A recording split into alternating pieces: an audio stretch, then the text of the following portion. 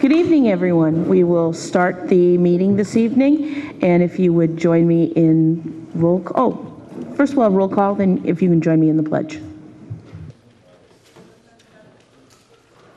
Here. Here.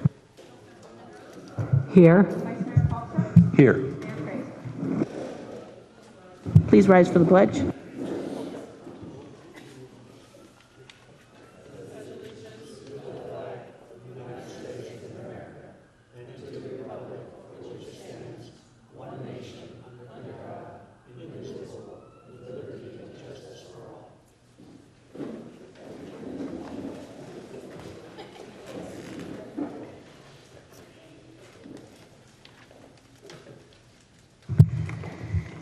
We do not have any proclamations or presentations this evening. And council, if you have any community announcements, could you give that to us during city council reports?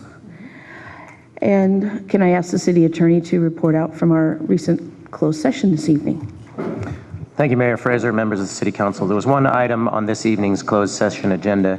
It was a liability claim pertaining to real property at 60 Valencia Street. In the closed session, there was a reportable action. That is, the council authorized the city attorney's office to send notice of rejection of the claim to the property owner, which will be done within the next several days, and also notice will be provided to the Granada Sanitary District, which is the owner of the easement that the claim relates to. That concludes my report. Thank you. City Council reports. I will start to my right this time. Councilmember Penrose.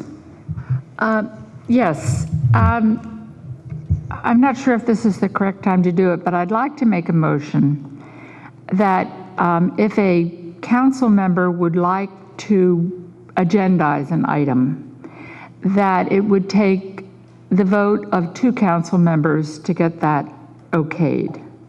That way, new council members or items that haven't been put on the agenda for some reason or other gives the minority or a single person a way to get something on the agenda. Well, at this time that you can't make a motion for that, but you've brought that up as something that you're interested in. Yes. And I believe our city attorney can give us the legal part of that. What I would suggest is that that item be agendized for council discussion, and the council could take appropriate action once the item is properly noticed.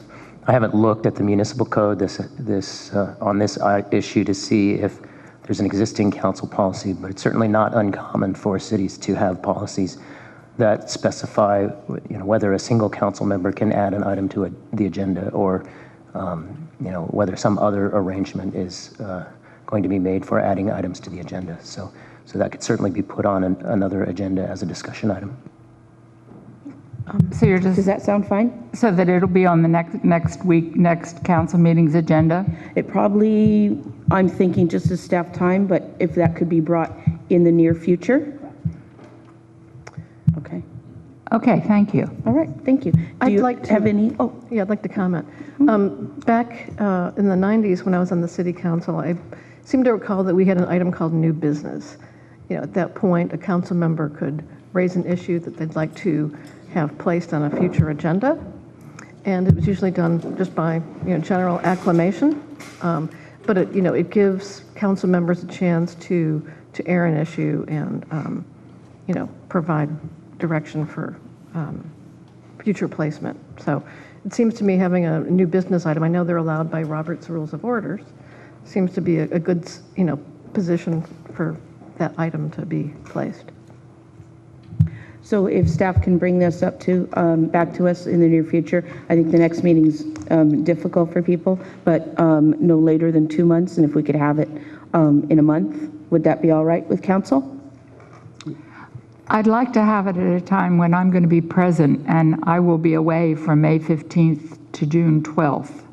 So hopefully we could get it done before May the 15th. All right, would that be doable to have it done? Great, Okay. Thank you. Great, thank you. Did you have anything else you'd like to report out on? No. Okay, thank you. And Vice Mayor Kowalczyk? Sure. So the most significant activity since the last council meeting was the SAM budget planning meeting, and it was a noteworthy meeting. I thought it went really well. So SAM is the Sewer Authority Mid-Coast, and Councilmember Ruddick and I went through the budget together with the other member agencies, and the noteworthy things were that we really want to investigate and make sure we understand the capital items that the city is accountable for and the appropriate placement of those costs on our citizens versus other citizens in the community.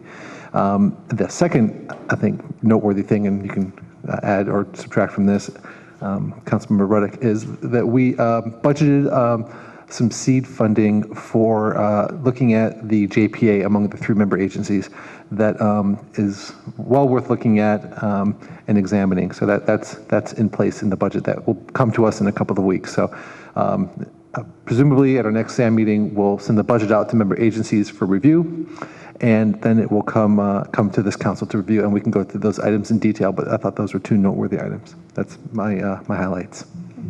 Thank you. Councilmember Muller?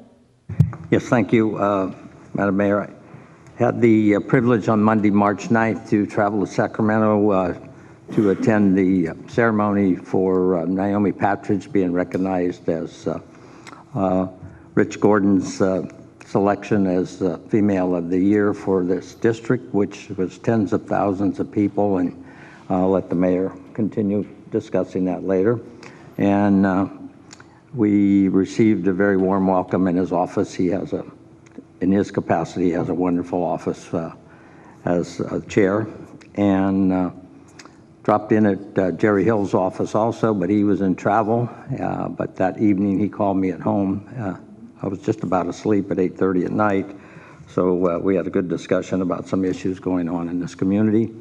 So that was my activity for Monday, the 9th of March.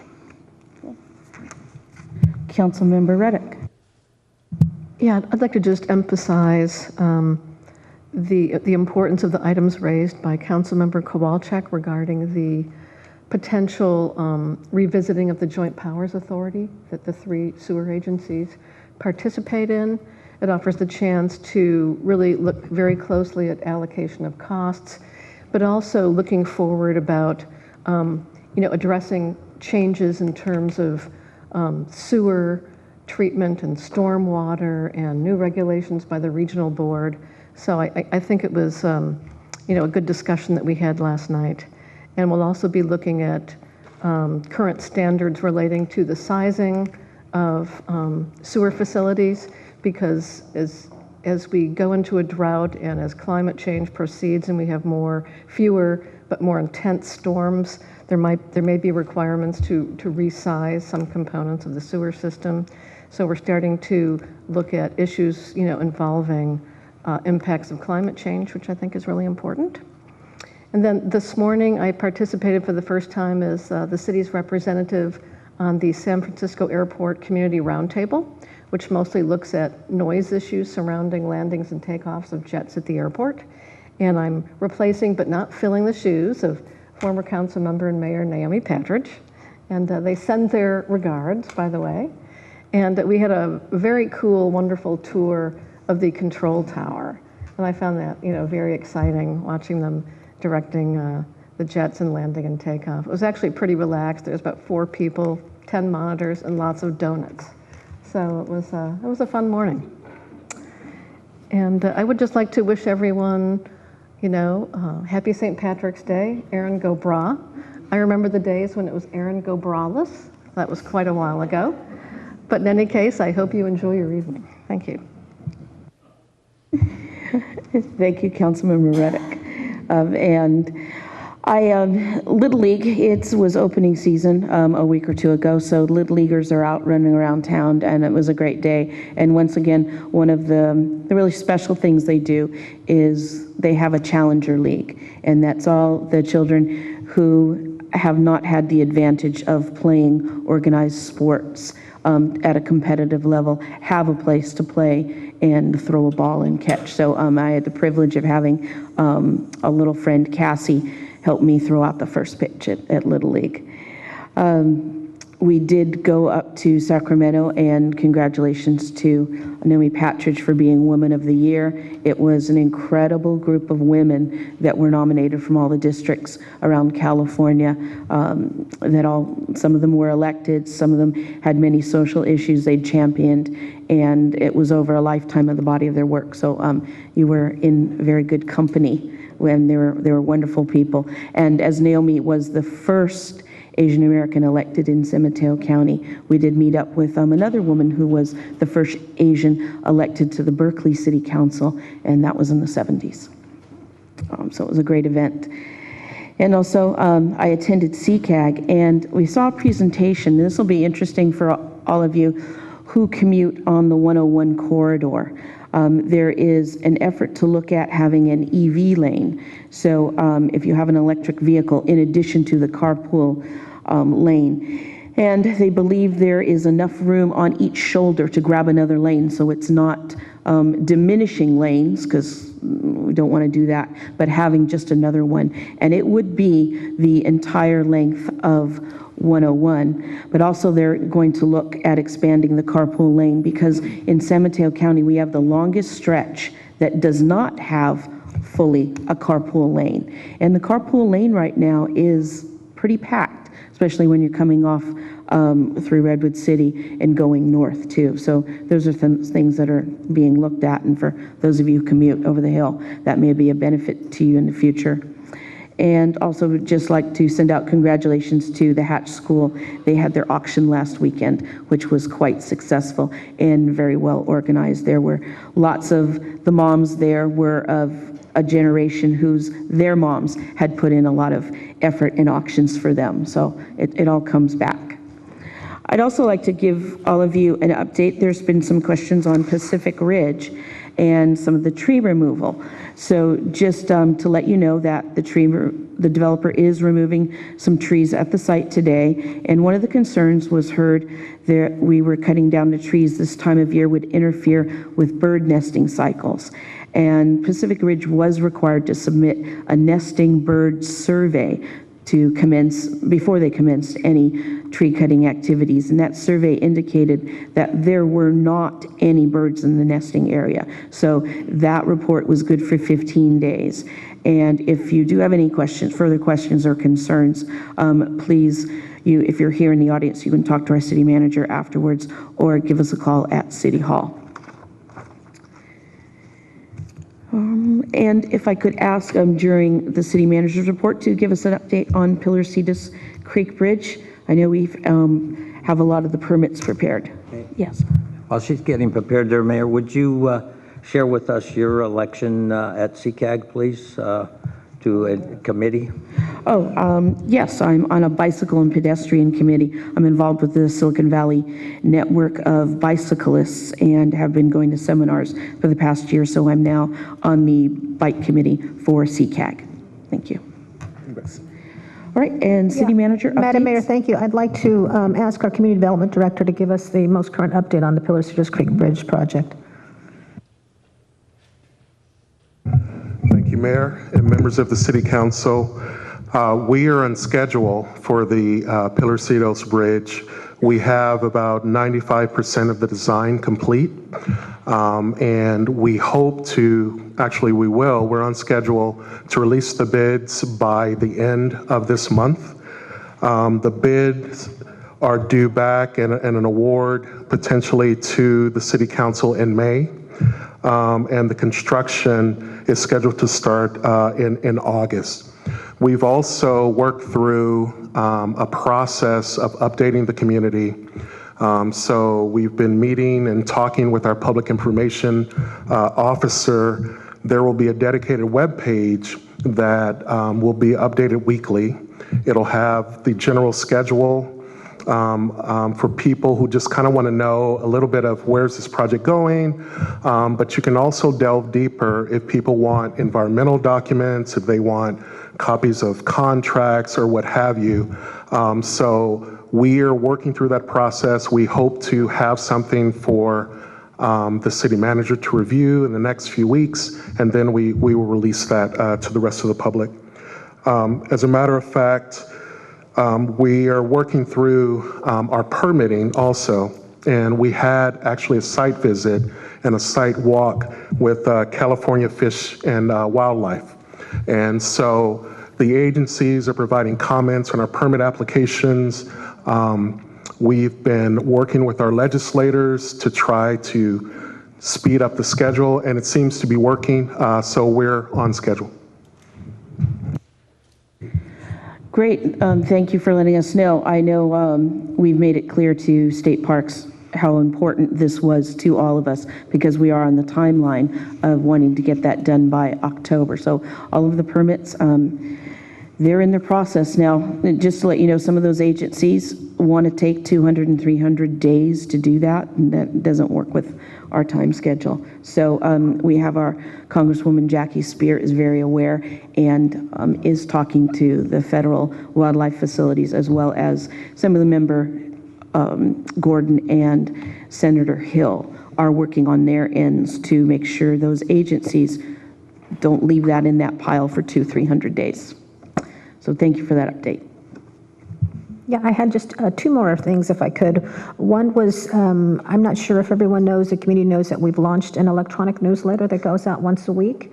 And I just want to make sure that those who haven't yet signed up do so, can go to the city's website, and there's a little link right on the first page where people can sign up and get that information. So you can have good information on a regular basis. We do have the hard copy newsletter that goes out quarterly, but that information gets stale pretty quickly.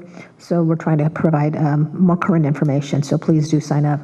And then lastly, I wanted to ask the city attorney's assistance in providing some information regarding Measure F. We've had some inquiries over the last week or so. Thank you, Mayor Fraser and members of the City Council. If you recall from the December 16th meeting, at that time I gave a rather detailed update on the status of Measure F and the Main Street Bridge Preservation Act. I don't plan to do that again this evening, except to say that as of my last report, I indicated that in early December, the measures were transmitted to the California Coastal Commission for certification. If you recall, both measures amend both the land use plan of the local coastal program and the implementation plan, which is Title 18 of the Half Moon Bay Municipal Code.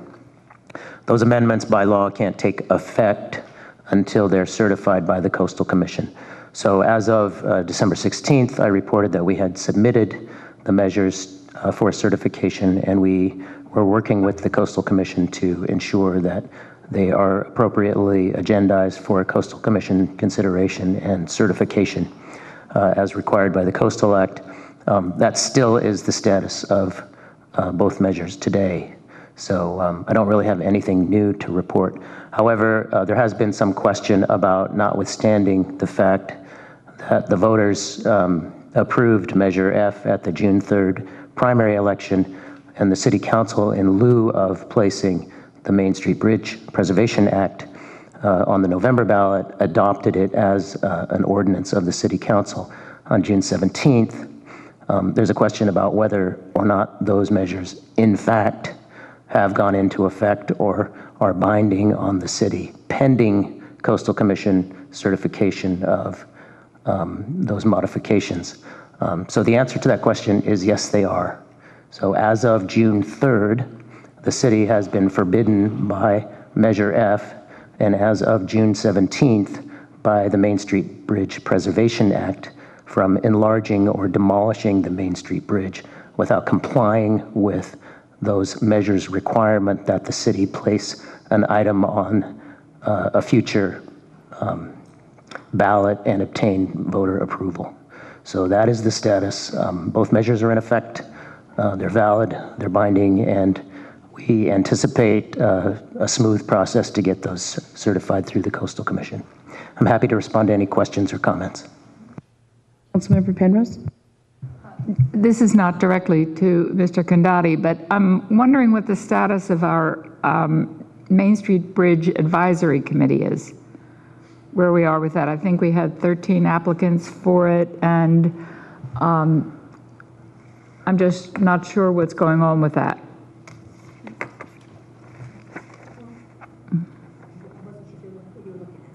No, I'm not sure who to ask the question of. I assume it's Yes, you, we Magda. have received those letters of interest applications.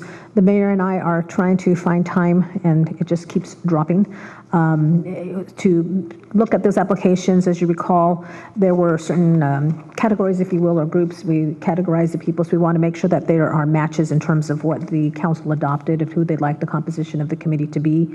And so we will review that. I will review that with the mayor and try to make those appointments and make sure that we have enough people that fit each of those categories and bring it back to the council. Thank you. Councilmember Reddick. Yeah, I'm a little bit troubled by what appears to be public perceptions about how the Main Street Bridge project is being handled. I have to say I'm very impressed with how staff has been moving forward with the Pilarcitos Creek Bridge reconstruction, rehabilitation, whatever you want to call it. There have been lots of updates, lots of communication to the public, lots of public involvement. And yet, on the other side, with the Main Street Bridge, the voters approved Measure F by a margin of 67%, and yet we still have not tested the bridge. We don't have a citizens advisory committee. We don't have certified amendments. And my understanding is that one of the reasons is at the same time that we were, the city was crafting ballot measures, amending certain portions of the zoning code, it was also processing a local coastal program amendment that was taking that portion of the code out. So I'm guessing that that's one of the issues, that the Coastal Commission is dealing with, the fact that we're amending one section on one hand and on the other hand, taking that away. So, I think the public has questions about, why did the city proceed crafting those measures when it was also crafting a local coastal program amendment? What was the thinking? There may be a very good story, but it wasn't communicated to the public, what the city was doing. And the Coastal Commission, I know, did not know about the Main Street Bridge initiatives on the ballot. So there seems to be, a failure of at least, communication. So while we've been, really all over the Pilarcitos Creek Bridge initiative, I just see us sort of stumbling through the Main Street Bridge project and related issues. So I've had many emails from people and calls, and I think it's something that we need to stay on top of, communicate well and frequently about, and, ride herd on the Coastal Commission because, as we know, they're understaffed and under-budgeted, and it can take a long time to, get on and stay on their radar screen. So I'd like to see a similar parallel process with the Main Street Bridge as we're pursuing with the Pilarcitos Creek Bridge. And I know the Main Street Bridge is high on our list of priorities for the budget. I know the Pilarcitos Creek Bridge, the same. So I think we owe the voters and the public a similar process and level of commitment. So that's all I wanted to say. And I can answer a little piece of that. I think where Pilarcitos Bridge rose to priority was it fell down. Can't cross it. That was the situation there. It would be reversed. So you can only do so much at a certain time. And since we have that small window, if all those agencies don't get back to us, that bridge won't get completed by October, and then have to wait another year. So I think to answer you briefly, what's happened, the Pilarcitos Bridge has consumed the city's time because it did fall down. That's a priority. Not to say that Main Street is not still on the radar, but it didn't fall down. It's still there. So I think with that small window, that's why all the efforts were going in there. But we can have staff give us more updates about Main Street Bridge as we go on. I think that's fair to do. So I appreciate that. Yeah, I just don't see why we haven't appointed a citizens committee. We know that there are people who are qualified who have applied. So that really, troubles me. The other thing is we were told all along in 2014 and 2013 that the reason we were proceeding with the Main Street Bridge replacement project was that it was at risk of falling down, that it was at risk of catastrophic failure, that it was unsafe. So,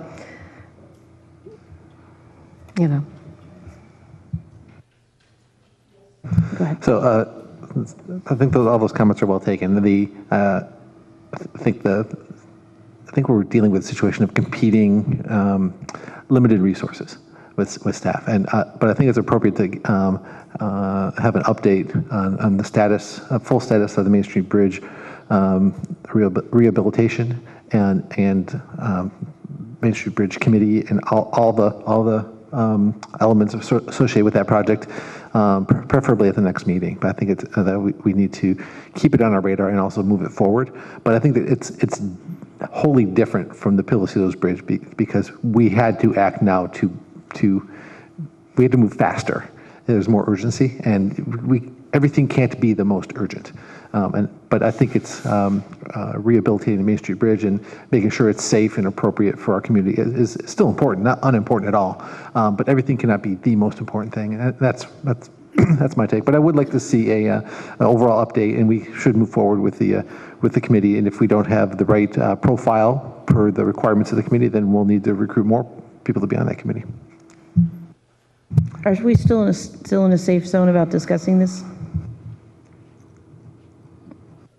I think you're all starting to venture, but You did ask for questions, so thank you. I haven't heard any yet, I don't think, but. Councilmember Mueller. Yeah, I'll be very careful. I think you have to realize the Main Street Bridge has no funding either at this time, as I understand it. We lost our funding on that. So is that correct, City Attorney? The consultant team still holds out some hope that some level of state funding will be able to be secured as we move forward with the project. All, of course, depends on the report that we receive on the structural integrity of the bridge.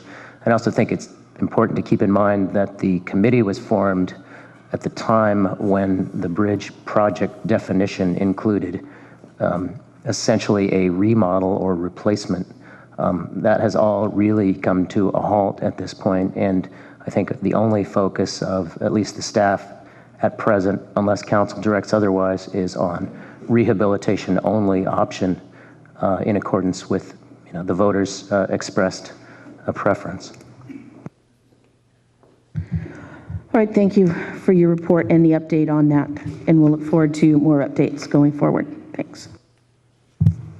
So we'll move now to the consent calendar. And yeah. I just counted your cards, sorry. We have public comment, and we have several cards. So you do get 3 minutes, but I would ask if you could be concise, because we have 10 comments, so that would be a half an hour alone. So be mindful of your neighbors as well. And so the first person will be Harvey Rohrbach, followed by Osman Yusuf.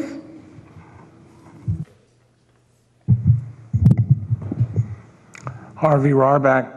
I'm speaking as a member of AFOG, that's the Advocates for Open Government.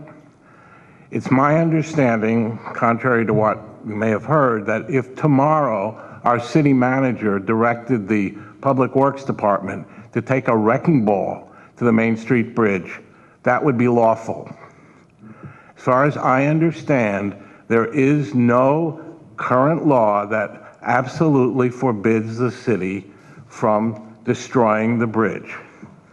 I think this is a betrayal of trust that our community has voted overwhelmingly to enable the rehabilitation of the bridge.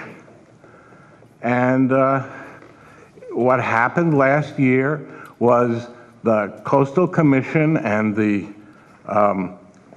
city were doing this. And consequently, the city code is not consistent with what the voters wanted. And I think this is an example of the kind of behind-the-scenes action that is just not transparent. And AFOG is going to be checking into the status of what the City Council has been doing and making sure that things are done in the open. There was a request for a special meeting to discuss the consequences of the actions with the Coastal Commission and the Main Street Bridge Preservation Act. That special meeting request was denied. There was a request to put an agenda item on the City Council docket to discuss this. That was denied. It's time that the citizens understand that we must not let the behind-the-scenes actions occur. Last year, we heard how terrible it was that that bridge could collapse at any moment, and it was a real public safety issue. Nothing has been done about testing the bridge. I applied to be on the Bridge Advisory Committee months ago.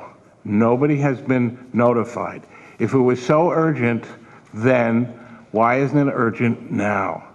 It's time that we take back the control, not the control, but take back the transparency and not allow behind-the-scenes actions to occur. Thank you very much. Thank you. Mr. Youssef, followed by George Mutif. Good evening. My name is Osman Youssef. I stay here with my mother, Maura Jones, on 3rd and Spruce. I've been here since 2001, off and on. Okay? I like to make sure that I let everyone here that has some type of control or power of this area know that there's unjust and wrong things going on here. Okay? I've been arrested multiple times for nothing. Okay? I've had these cases dropped, and you guys pay the Sheriff's Department to protect us and help us. Okay? I want to make sure you guys are aware of the unjust and wrong things that are going on here. Okay? And if you'd like to see a short video of what I'm talking about, it's on YouTube, and you can look it up. It's N8 space OZ. That is N8 space OZ. Now, I don't know about who you people are, okay? But I'm Irish, German, and Sudanese. I come from Palo Alto. I graduated Gun High School, okay? I'm not the smartest person in the world, but I consider myself somewhat educated. I'm ADD, ADHD, and dyslexic. I have a very hard time reading, writing, and spelling. I'm not gonna take up too much of your time, but I will be coming here every time there's a meeting here to tell you what I see and what's going on. Now, if you guys signed off, or whoever you paid for to do this bike trail, okay? If at the new light, if you walk the bike trail, before you get to the bar or the double-decker bus, just walk along there and see if you see anything that is not legal. As you're the lawyer, you should be knowing what could affect our town. You know what I'm saying? If there's something that's not marked right, and someone could get hurt and sue our town and make it have less money, for us to provide better things for our people, then you should be on top of this. I don't know if you guys walk or bike at all, but I can tell you that I have video and documentation of many things that are wrong in this town. Okay? And I can say that it is appalling that it's really bad here. And you guys need to wake up. Thank you for the time. Thank you, Mr. Youssef. And if you haven't talked to the sheriffs, we can help you out there. And we can talk to you after the meeting, or do we have... I put perjury charges on a sheriff a couple Fridays ago. Perjury charges on a sheriff, a deputized sheriff. Mr. Monk... Sir, Yeah, sir, I'm just going to ask you, does the city have your information? You just put your name on the card. Does the city have your contact information? If No, they not, don't. Could you write it down, and our city clerk will get that from you, okay? Yep, all right. All right, thank you, sir. George Mutif, followed by Jerry Steinberg.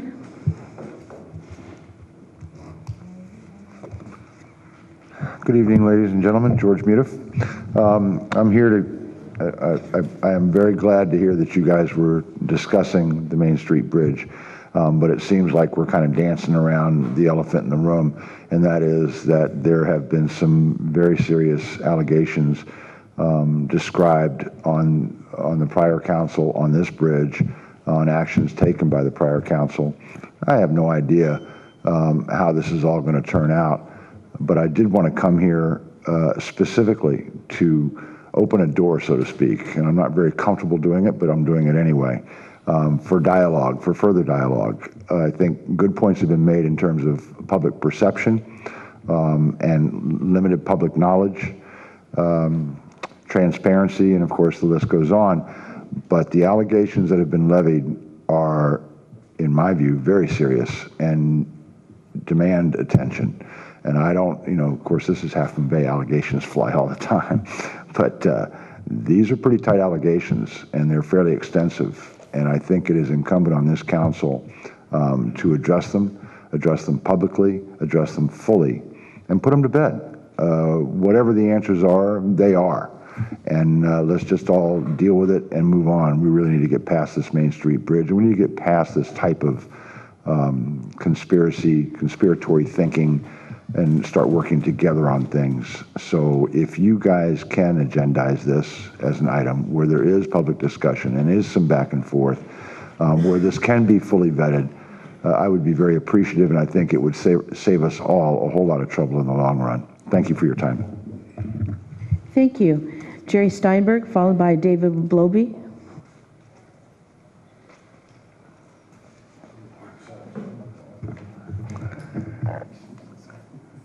Jerry Steinberg, 591 Terrace Avenue, Half Moon Bay. Thanks for the opportunity for allowing me to make some comments tonight. As some of the speakers before me have said, there appears to have been some manipulation by the city staff of city documents on the Half Moon Bay Main Street Bridge Measure F.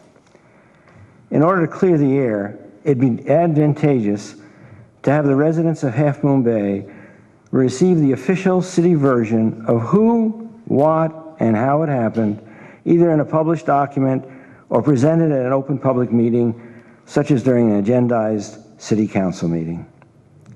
As in the case of the general plan update, the city council can then issue new direction to the staff to fix the city code sections in order to ensure that the obvious voter choice was to not destroy the Main Street Bridge without receiving approval from the voters. Note, it's time to start in a fresh direction and should include a friendly exiting from the contracts with URS engineers and the part-time administration manager, Rob Kleinbrenner.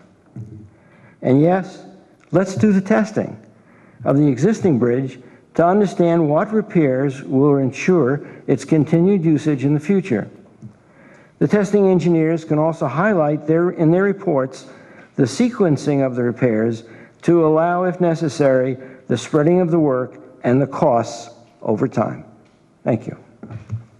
Excuse me, Mr. Steinberg, you mentioned you believed there was manipulation of city documents. Yes, Do you ma'am. want to state who you thought they were manipulated by?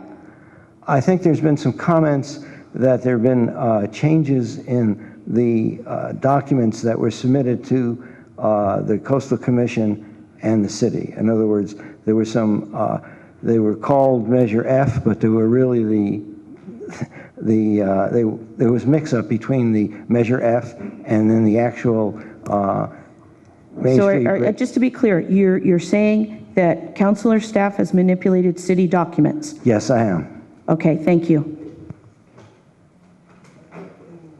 David Oblovi, followed by Frank Garrity. Thank you. My name is David Oblovi. Mayor, I'd like to answer your question specifically that you just asked Mr. Steinberg. The measure that was adopted by the City Council on June 17th, 2014, the words in that measure, the actual amendment that measure stipulated, was altered by the city attorney before September 23rd when the measure was presented to the Planning Commission as the Measure F/Main Street Bridge Preservation Act. That was illegal. It's called legislative tampering. My point up here now is not to get into the nitty-gritty of the allegations I've made over the past 2 weeks. My point is to show you why we need to have an open forum and disclosure. Mr. Condati stated several minutes ago in regards to the Coastal Commission that the city submitted on December 5th its paperwork to the Coastal Commission. Well, functionally, he said it was with the Coastal Commission. The reality is the Coastal Commission has not accepted the paperwork. They have sent it back twice for incomplete filings. The December 5th submission tried to pass off the modified Main Street Bridge Preservation Act that Mr. Condotti, on his own and apparently without oversight, changed. Notice that Section 11 of that act states that the amendment shall not be changed without, amended or changed without a vote of the people. We don't have transparency in this process. You've lost the trust of the public. The allegations I have made could be completely false. Maybe they are. But without a public airing, without a public discussion, without a public dialogue, it's never going to happen. The city has worked aggressively to stymie any investigation, any look, any glimpse into the back workings of what's happened here. The people alleged to have done things in this case are the city attorney and members of the city council. So what was the city council's response? Well, we'll ask the city attorney to prepare a confidential report for us that we won't disclose to anybody else. That makes no sense. The community is not going to accept that. Oversight has appeared. This group AFOG is growing because people want accountability and oversight in their government. I think I'll stop there. Thank you. Thank you. Frank Garrett, followed by Doreen Garrity. Hello, Frank Garrity, Silver Avenue, Half Moon Bay. Thank you in advance, and happy St. Patrick's Day. A lot of good-looking green in the room tonight. Anyway, I'm here tonight with several other people from a group called AFOG, which you've heard as Advocates for Open Government. We're also speaking for other AFOG members who could not make it tonight. AFOG's mission is to advocate for openness and transparency from our elected and appointed councils, boards, and commissions. Tonight, AFOG is concerned with the Bridge Initiative. This initiative was voted in by the general public last June, and it should have been codified within 60 days of the election. It has now been approximately 280 days, and it still has not been codified and does not sound very close. AFOG's request tonight is that this council agendize this item, this issue, to give it a public discussion and a public explanation of why it has not yet been codified and when it will be codified as the public voted for. And by that I mean the language that was on the ballot that we read, we decided on and voted for.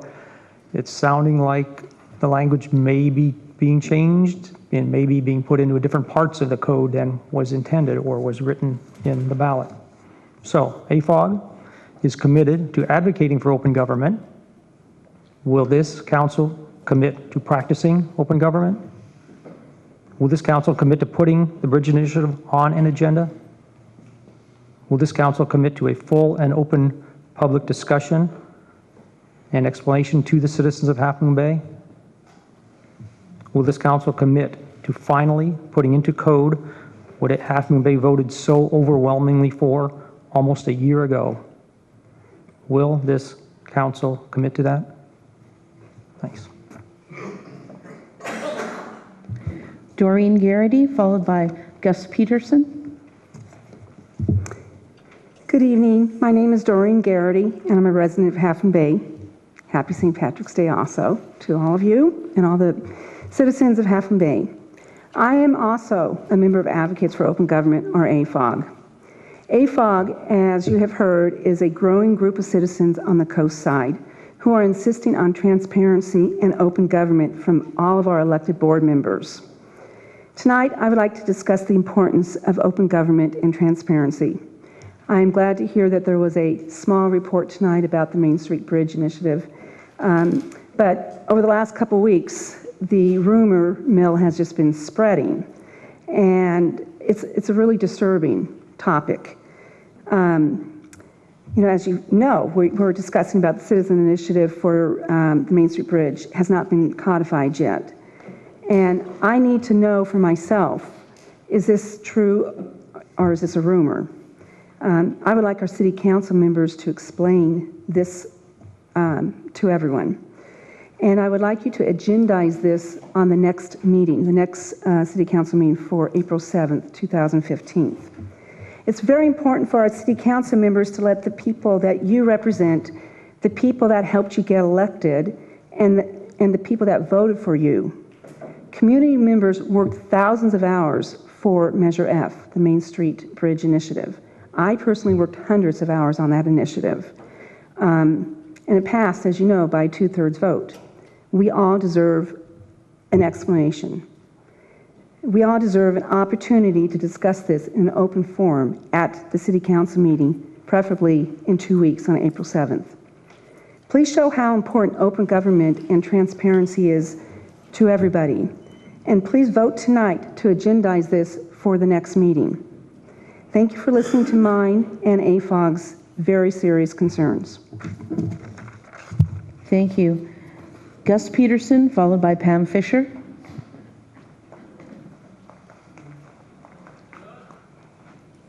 Hello, I'm Gus Peterson from Moss Beach. I'm here tonight as a member of AFOG, Advocates for Open Government. I'm a new member, and I'm from outside of the incorporated township, but I'm here because this affects me. I have heard a number of things through Yon Rumor Mill that are really very concerning, and I've heard things that lead me to believe there may be misdoing in the staff and or council here. And as a relatively new resident of the community, I'm appalled, and I think that this group AFOG has a meaningful mission and is something that should be listened to by the community and especially by the leadership here. If there is misdoing in the hands of the staff or the council with regards to legislative documents or anything along these lines as the rumors stipulate, then well, I think we're in very dire straits as a community. So I would encourage the council to do as many commenters here are asking and agendize the Main Street Bridge Initiative so that people can discuss these things and have an open forum, at which point these items and the rumor mill can be put to rest and we can, in fact, find out the real truth. Thank you. Thank you. Pam Fisher, followed by John Ullum. Good evening. My name is Pamela Fisher. I am a Half Moon Bay resident, and I too am a very proud member of Advocates for Open Government, also known as AFOG. AFOG's membership, I will repeat, is growing and now represents members of the public who live in Half Moon Bay as well as all of the unincorporated districts. To be clear, AFOG's mission is to serve the citizenry of the coast side by exacting transparency and the highest ethical standards from our coastside boards, elected, appointed, and their employees. If any or all of the allegations I'm talking about, that's the rumor mill, relating to the Citizens Initiative for the Main Street Bridge, known as Measure F, are true, it saddens me to say that the Half Moon Bay city government and citizens of Half Moon Bay have a serious problem that is not just going to go away. In the simplest summary that I could make of what has been written, the information presented alleges that in order to keep the Main Street Bridge issue off the November ballot, because it certainly would not have benefited former Councilman Alfano or present councilperson Rick Kowalczyk, that the Citizens Initiative Measure F appeared on the June ballot along with Measure E put forth by the council, also at additional expense. Following the vote, the council agreed to then accept the results of the June vote by demonstrating the public support of Measure F favored by a 2/3 majority and codify the language of Measure F. It, however, appears that at the same time, unbeknownst to the public, the former council and city staff worked to remove the very code to be amended by the language of Measure F from the local coastal program. This was submitted along with other numerous LCP changes and approved by the Coastal Commission, the California Coastal Commission.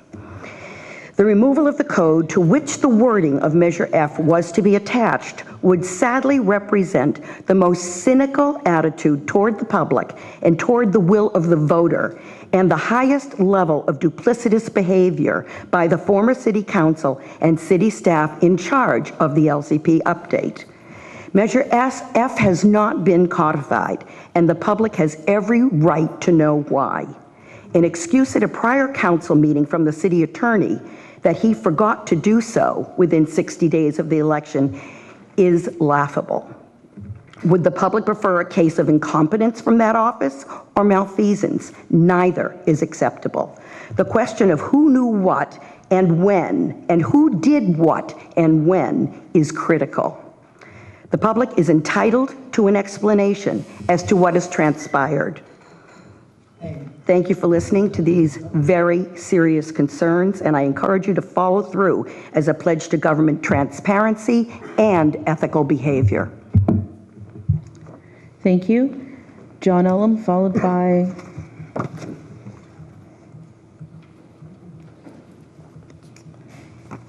somebody. We'll figure that out. John, you can go ahead. Hi, John Ullum from Half Moon Bay. I'm sure you all are aware, because it's your politicians and you have faith in the system, that it's important that in a representative democracy like we have here, that people have faith that what you're doing is lawful, that your actions are intended, are transparent and aren't trying to fool us or outsmart us, that you're trying to implement the rules and the laws that are passed. That's like I say, it's really important that that be the case. But as you can hear from these comments and what you may have heard on your emails and the fact that you got, the 2/3, nothing gets decided by 2/3 in America these days. Yet 2/3 of the people basically voted that they didn't trust you guys to make the right call on the Main Street Bridge. I'm not here to argue all this other stuff, but I just want to give you 2 examples of why I don't trust you guys, why I question why everything you say, whether it really matters, whether it means anything. We were told by the 3 members that are still here from the previous city council and the other 2 that were here, that we had to have a snap election to decide Measure E and F because it was costing the city hundreds of thousands of dollars to wait.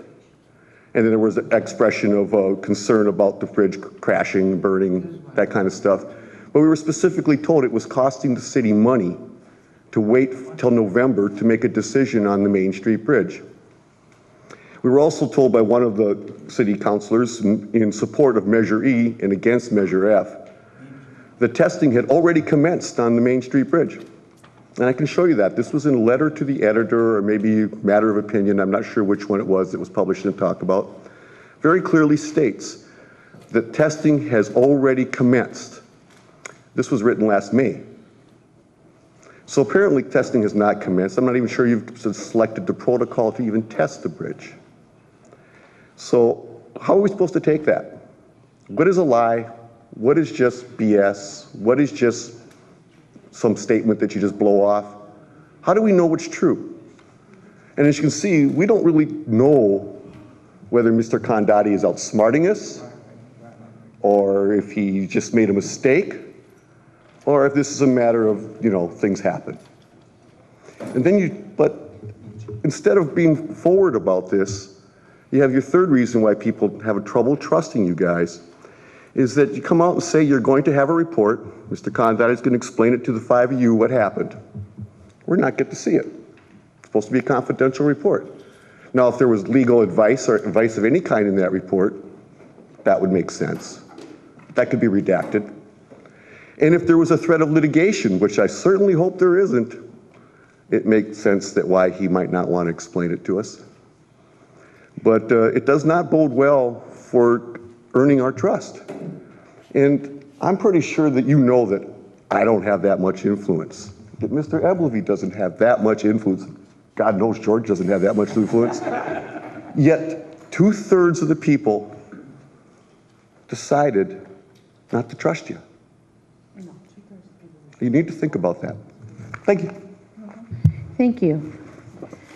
Mr. Ben Halstead, followed by John Evans. Hi, Ben Halstead. Raise this up. So last meeting I spoke and informed you that I was going to reach out to the Wavecrest small lot owners as part of the general plan revision. And I'm just here to, kind of check in and give you an update that a mailer, went out last week, and I'm starting to get some responses coming in from a lot of these lot owners. Well, not a lot. I mean, they're starting to trickle in now. And I've called them back, talked to a lot of them. They're coming in by email and voicemail. And, one of the things I want to bring up is, I'm starting to get from this small sample, I'm starting to get a consensus, as, you can probably guess. If this open space element moves ahead, and the property is downzoned to open, their properties are downzoned to open space, pretty much making it worthless. What's the city's plan for their compensating them for this? So I think where this is going is there's going to be a push from them to, publicly discuss this. Otherwise, they're just going to assume that I think that no news is bad news, and, the city's plan is dismal to none. So in my opinion, I think this needs to be brought to light sooner than later rather than the 11th hour. I think it's a big part of the open space element. And it's going to affect their level of resistance or acceptance of that issue. So anyway, I'll have more feedback as time goes on. There's a second mailer I'm going to send out to them, kind of a summation of their responses and a survey. So I will check in again soon, I hope, and keep you informed. And thank you, Mr. Halstead. You did say you collected the information on all those. If you could share names and addresses just in case it's a different update of their names and contact information than the city has. Okay. So that would be good. So Thank you for getting that together. Yeah. John Evans, followed by John Lynch. Good evening, council members. John Evans, resident, Half Moon Bay. I'm actually appearing here as one of your new planning commissioners, if I'm allowed to do that. Okay. Photo op and everything. A couple weeks ago, I went to the Planning Commissioners Academy that was sponsored by the California League of Cities. And I just wanted to share, first of all, thank you for offering that opportunity to myself and to Rick Hernandez. I was skeptical about going to that. It was 3 days out of my design practice, as well as other conflicting things we have going right now. And I was pleasantly surprised. It was just absolutely rewarding. Every single session that they had was either good or great. All the presenters were professional. There were 300 attendees from 400 cities around California. Most of them were planning commissioners, a lot of them new commissioners like I am. And the range of subjects was everything from abstract planning to actual nuts and bolts of how to prepare findings that are practical and can hold up. There were, and I look forward to maybe sometime in the future sharing more detailed information. Maybe the council and the planning commission can do that jointly somehow. Just to share just a couple of things. There were a few things that I had a real misconception about. For example, Caltrans has a program called Complete Streets Policy, and the director of that division of Caltrans was the presenter for us. And they have a lot of focus and effort now going to working with their highways, which we have here in town, that are working for not just automobiles, but also bicycles and people. And they're working with communities. They have a priority of developing new standards for these communities, as well as grant money that might be available. And there were some cities there with examples that they have worked with Caltrans on that. So that's really new to me. I always thought that was some immovable, unworkable agency. It was great to make that contact, and maybe some of you are already working with that with the San Mateo County. The city of Glendale is worked with Caltrans, and they have a term they call traffic calming. And I know the traffic is an issue that keeps coming up for all of us. And they talked about that, and they did a study, and they worked on this, and they have a project where they make fewer lanes with slower speeds, and it actually results in faster arrival times. Very curious. And more safety. And Caltrans is pointing out when there's accidents, it also makes more congestions. One of the presenters was talking about his 8-year-old son, that if the studies show that if he gets hit by an automobile going 20 miles an hour, there's an 80% chance he'll survive. And if he gets hit by an automobile going 30 miles an hour, there's an 80% chance he will not survive. Very interesting statistics. That slower traffic actually makes faster arrival times.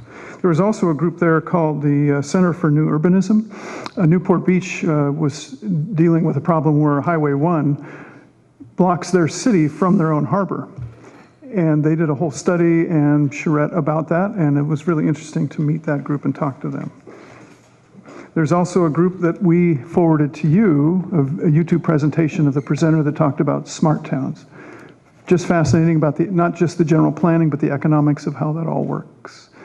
And I really look forward to, my optimism is improved, volunteer optimism here, and I'm really looking forward to having the Planning Commission and the City Council work together. Thank you very much. Great, thank you, John. Glad it was worthwhile. And Mr. Lynch, followed by Jules Sofer. Mr. Lynch, glad to see you're in the spirit. You got a new hat for today. Happy St. Patty's Day. Hello, Mayor Fraser and council members. I do wish to express my concern as to the seemingly inability of the City of Half Moon Bay's government to comply with the clear mandate of the voters of the Half Moon Bay Initiative relative to the Main Street Bridge Preservation Act. I can understand that mistakes can be made, but I cannot understand why there's been such a wall of silence and no external evidence of activity in this regard for many months now. Worse, I cannot fathom why the matter is being discussed between the city attorney and the city council under the shroud of confidentiality. Is the property being sold? Is there a personal matter associated with this? Is there a monetary liability? Or has the Brown Act been revoked? I am hopeful that today's council meeting will clear the air about this issue in particular, and I sincerely hope that the city will take steps to preclude reoccurrences of such crises of confidence. I ask that this letter be part of the meeting, and I already gave one to the city clerk. Thank you. Thank you. And Jules Sofer, please.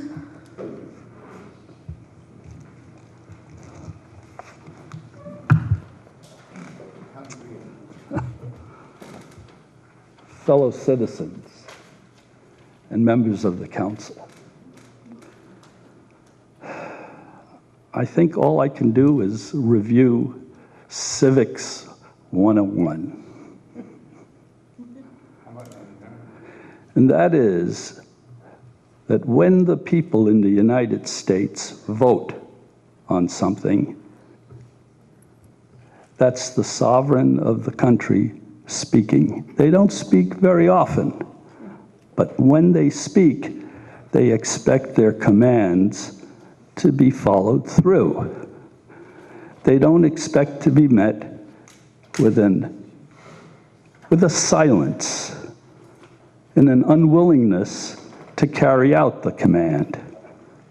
In the old days, that used to be called treason. We don't draw and quarter anymore. We've gone away from that since the 1600s. But it is unacceptable behavior on your part to not follow through with the mandate that we gave you, 67%, to fix the bridge. And remaining silent about it is unacceptable. Thank you. And that finishes public comment. Mr. Condotti, would you just, the big question people had kept asking was the Main Street Bridge codified. Could you repeat that again? The measures were submitted to the Coastal Commission for codification.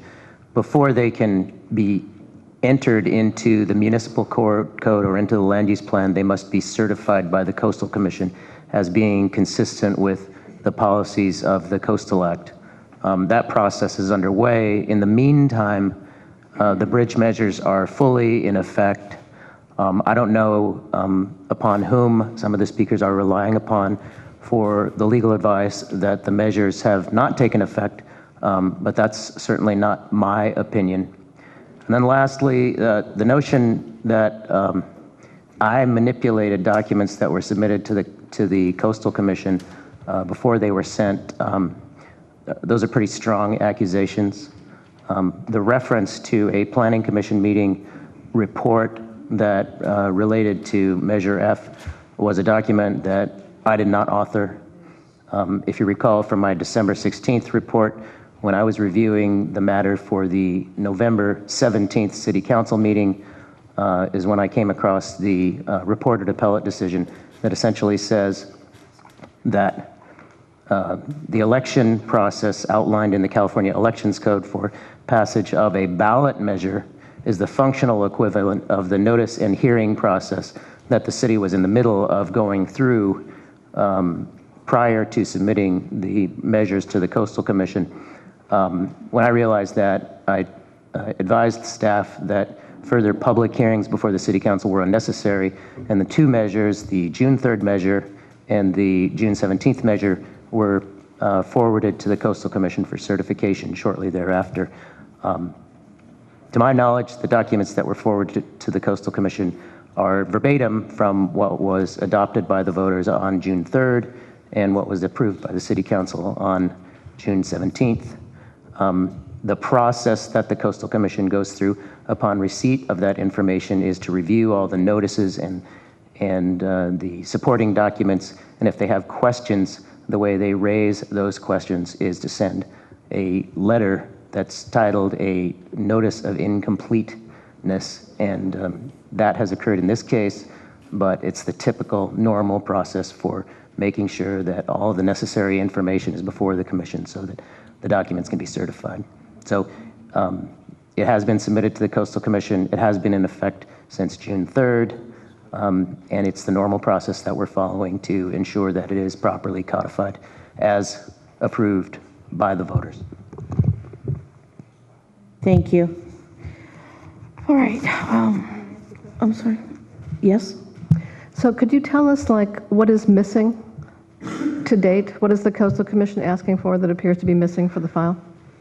As I recall, it was either a copy of one of the agendas for one of the meetings or just specifically what notice was provided in connection with the public hearings that were before the City Council. If you recall, the Council at a meeting, I think in February, directed that Measure F be put on the June ballot, and it may be related to the February meeting at which that direction was given, but I'd have to double check with staff. Are they concerned that the council did not adopt a resolution forwarding the initiative to the commission as part of the application? That hasn't, not to my knowledge. That's not an issue that I'm aware of. They are struggling with the fact that Chapter 1839 has been relocated out of Title 18. The options that they have proposed are either adopting Section 1839-045, which is the section of Title 18 that was modified by both measures as a standalone, which it functions perfectly as a standalone section in Title 18, or adding it to the provisions of Chapter 1820, which specifically deals with the issuance of coastal development permits and the findings required in order to approve a coastal development permit. So we were having that discussion as you know, currently.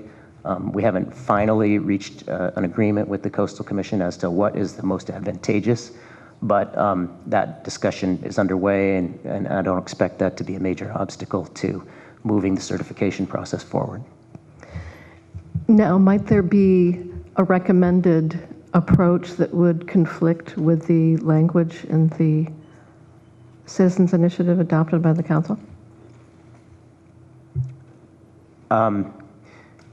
The concern that I would have about that recommended approach is that pursuant to the Elections Code, in order to amend a ballot measure once it's approved by the voters, or if it is certified by the City Council and adopted by the City Council in lieu of calling for an election after it's qualified for the ballot, then the process for amending that section is the same as the process for adopting it in the first instance. It has to go back for another vote. So that's been discussed, but it hasn't been resolved. My feeling is that it should be codified exactly as written as part of Chapter 1839 as a standalone section entitled the Main Street Bridge Preservation Act. Councilmember Mueller? Yeah, just one quick question to wrap this up for this evening here because it's not agendized.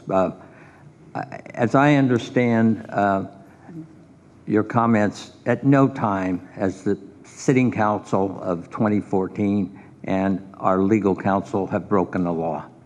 Simple answer, yes or no. We have not broken the law. I don't think it's a joke. I listen to you. I think I'd like you to listen to me. I think it's the legal advice that's dispensed on the talk about, I wouldn't consider to be reliable.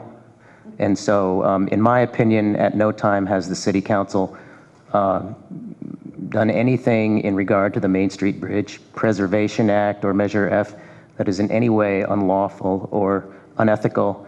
The suggestion that I would do something of that nature is really an outrageous attack on my professional integrity. And the plan to ensure that the Main Street Bridge Preservation Act doesn't take effect, and then so that the city would be free to go out and demolish the Main Street Bridge tomorrow is ridiculous. It's fully valid and binding in all respects and will be unless the voters change it. Thank you. Councilmember or Vice Mayor Kowalczyk? Normally I don't comment on public forum, but I will comment in this case. The voters were very clear, and the city has embraced, and I have embraced, Measure F in spirit and in whole, and that is the policy of our city, period. I think the city attorney put it very clear, and I'm going to just repeat it so it's very clear. In effect, valid, and binding. Furthermore, the idea, right, that somebody could direct staff to come out with a wrecking ball and tear it down tomorrow is absurd. It's just absurd. Could that happen? I guess. Is it stupid and ridiculous? Yes. So there are no plans, no indications, no destruction in the process, no undermining. It's just ridiculous. Measure F is our policy, in effect, binding and valid, and I stand by that. And furthermore, I want to comment that I hold our city attorney in the highest regards, and he has helped this city recover financial resources that are substantial and that help lead to the fiscal health of this community. He has given the previous city council and the current city council sound advice, and he has my confidence, and I want that to be clear. Thank you.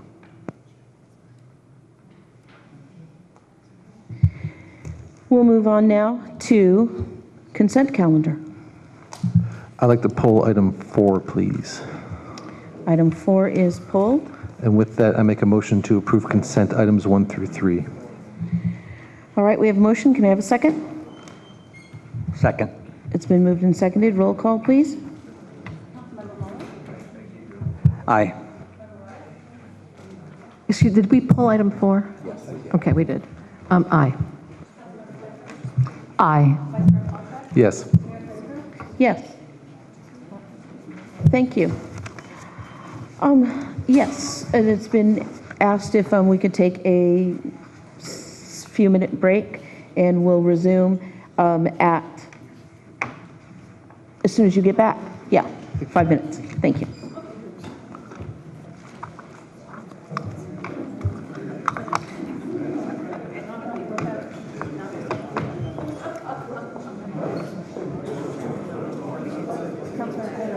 Yes.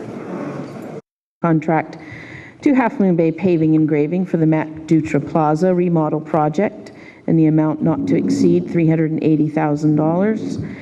$645, and approving a construction contingency of $15,000 for a total construction project cost of $395,645. And Alex, are you up to tell us about this project? You kind of covered it all, Ms. Mayor. I'm here to answer any questions or any questions from the public that you guys might have regarding anything regarding this project. Wow. We've got some public comment here that I just flipped the cards over the dais. No, these ones are the other ones. I think we got them there. So let's get this going. I know I can just tell you from a historical standpoint, the MacDutra Plaza remodel has been in the works for well over 4 years. We've improved the bathrooms. We've tried to do things as we have gained money. And 4 years ago, we had the Cal Poly graduate program come to town and do an entire downtown study. There were many workshops held, meetings with merchants, just all around things we could do to improve the atmosphere for not only tourists, but for those of us who live here. And the two glaring things that they came out with in amongst this whole project was to open up MacDutra Plaza. That was the #1 thing they had suggested, as well as signage. And I can tell you, when they all came into town and asked, how do you get to your beach? We knew we had an issue with signage, and we have that coming up shortly. So we didn't have any money at the time to do anything, but we had told the students it was so valuable, and we had input from over 300 people on that whole area that we would never put it on the shelf. We'd work toward it as we gained money. So for the last 2 years, more work has been done to get us to the point where we're at now. So that's just a little background and history upon that.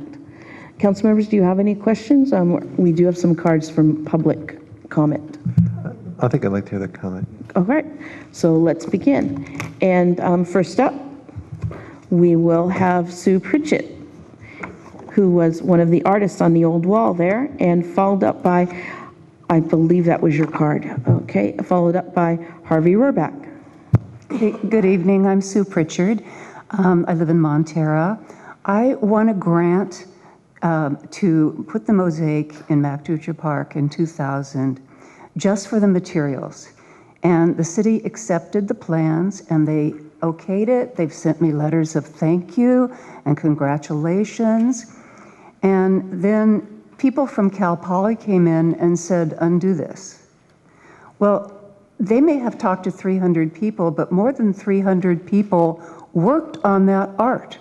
And I saw people from 3 generations just put in 1 stone for grandma and papa and the baby. And that was 10 years ago. And these people come back. And some of the people that worked on that have passed away, and their heirs come back and they say, remember grandma, remember when we did this? And it was very important to the community.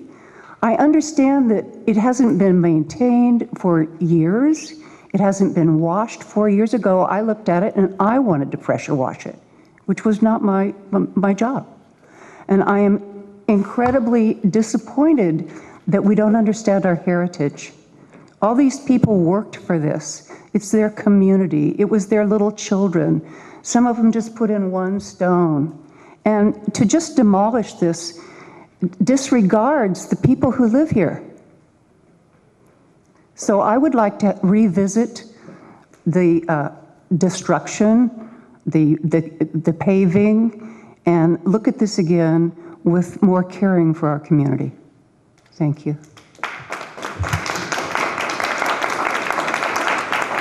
Thank you, Sue, and I will ask the audience to respect everyone's opinions when they come up. Thank you. Harvey Rohrback? Hi, Harvey Rohrback, 464 Pine Avenue. This issue has a lot to do with the Main Street Bridge issue in the sense that it's a betrayal of trust. The Main Street Bridge is a betrayal of trust of the 2/3 of the voters who wanted to keep the bridge. The destruction of the beautiful mosaics that were done as a community art project is a betrayal of trust of those people. There's no reason that we should destroy that beautiful work. It's something that the community was all involved in 10 years ago. They worked hard. They feel a sense of accomplishment there, and it's just wrong to destroy it. It's also wrong to take away the benches during most of the day. The day laborers who will hang out there, they need a place to stay there. So I would urge you to just clean up the park, improve the restrooms, but don't destroy the park and don't approve this contract. Thank you. Thank you. Mr. Oblovi, followed by Naomi Patridge.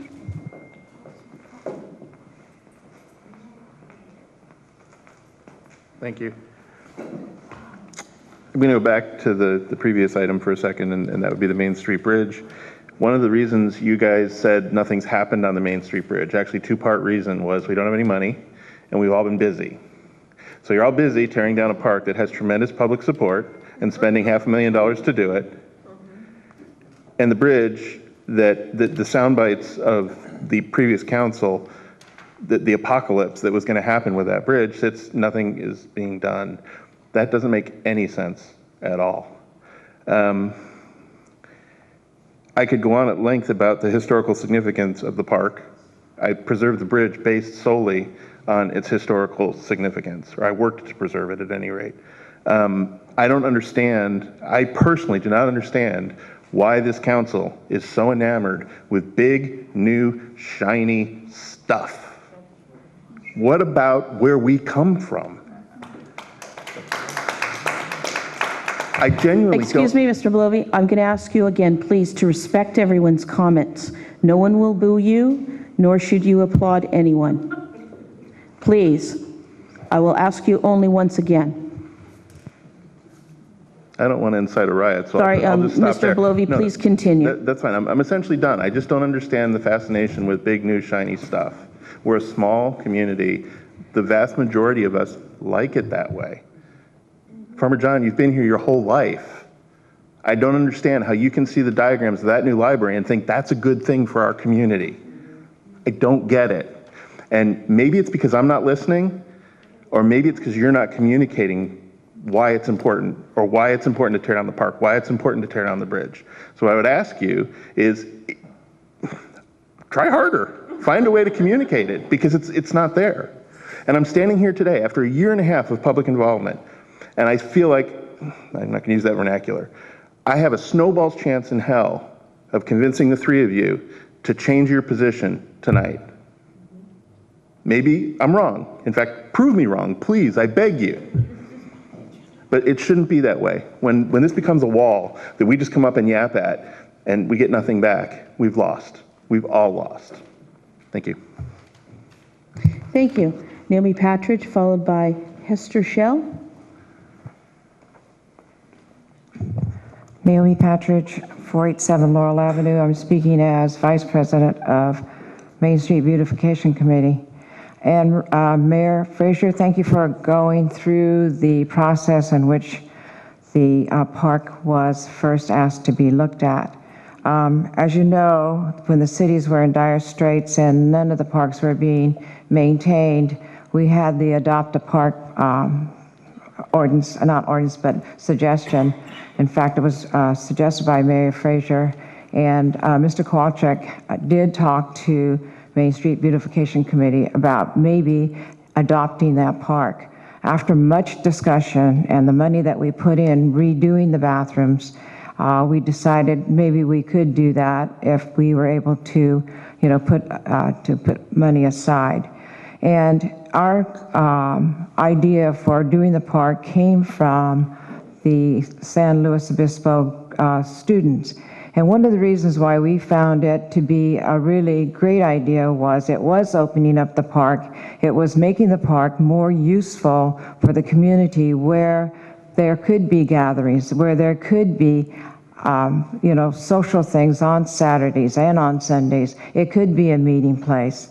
And the tables and chairs are all going to be more or less kind of like portable. So like at Pumpkin Festival, when we have the pancake breakfast, things can be moved easier and things can be done. It was my understanding that the lady that did the murals had indicated first that she was okay with moving the things. So at that point, we thought we had covered all the bases in which those things were going to be moved. I mean, if there are ways to preserve that and put it in other parks, I think that should be done. So it was never our intention to remove that and demolish that. So I want you to understand that, okay? So I would really like to open up that area because that is a great meeting place and it is a great place. We don't have anywhere for people to perform, people to have concerts or to do anything. And if we need that, I mean, we're talking about a plaza. So that would bring the community together better. So that's the concern of the Main Street beautification, and we really like to make that whole downtown area more inviting and more inviting for the general public, not everything for the visitors. Thank you. Hester Shell, followed by John Ullum. Esther Shell, 640 Johnston Street. I want to thank you for your comments, former mayor. And I am all about positive solutions, and we have a PR nightmare on our hands with destroying public art. I consider it just an oversight that maybe budgeting how to remove and relocate the mosaics wasn't in the master plan for the revamping of that corner. All for making that corner open and having an outdoor stage there. But let's be responsible to the artwork and the legacy that's involved in this piece of artwork. I want to encourage a no vote this evening on your resolution to approve the award of the contract and give yourself some time to figure it out. You have an opportunity here to make this right. So let's identify where's the best place to move them and minimize damage when they are taken apart. There will be some damage, but they can be reassembled. I would suggest at the base of Johnston Depot. That park would be great to have an installation there, or invite Robert Pickett to talk to you. We are now using Carter Park every summer for the Shakespeare Festival. We do have an outdoor stage area in this town. The Shakespeare Company's put in lots of time to clean it up and organize it so that we do have an outdoor performing arts space, concerts and whatnot. I don't know if you've been to any of the performances, but Carter Park is wonderful.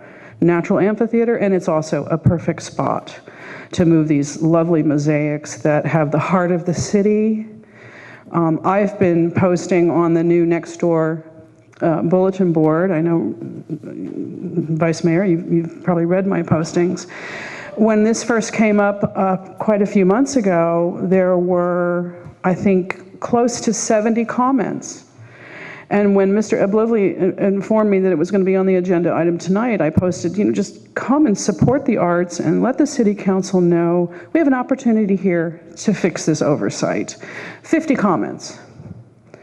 So this mosaic project does have the heart of the city, so please vote no on approving the award to start construction or demolition on April 1st. Let's give it some time. Let's identify the best place to move it and find the right artist to talk to of how to take it apart to minimize the damage. Thank you so much. Thank you. John Ullum, followed by Joan White.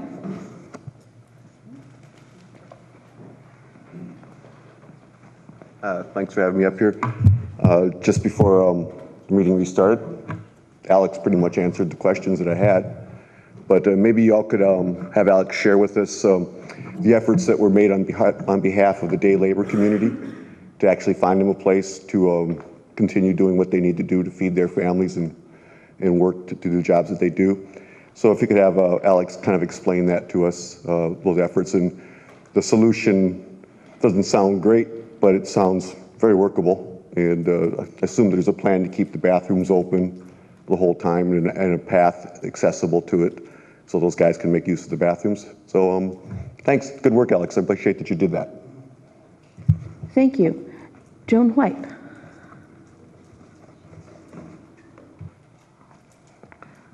Joan White, 1517 Spinnaker. I want to comment on the fact that you got the letters of thanks and really how it does hurt the people that come back here and see the work destroyed. That, you know, that place doesn't bother me, and it gives people a chance to pick up day laborers. So I think, what are we doing here? Also, Mr. Rohrbach was 100% right.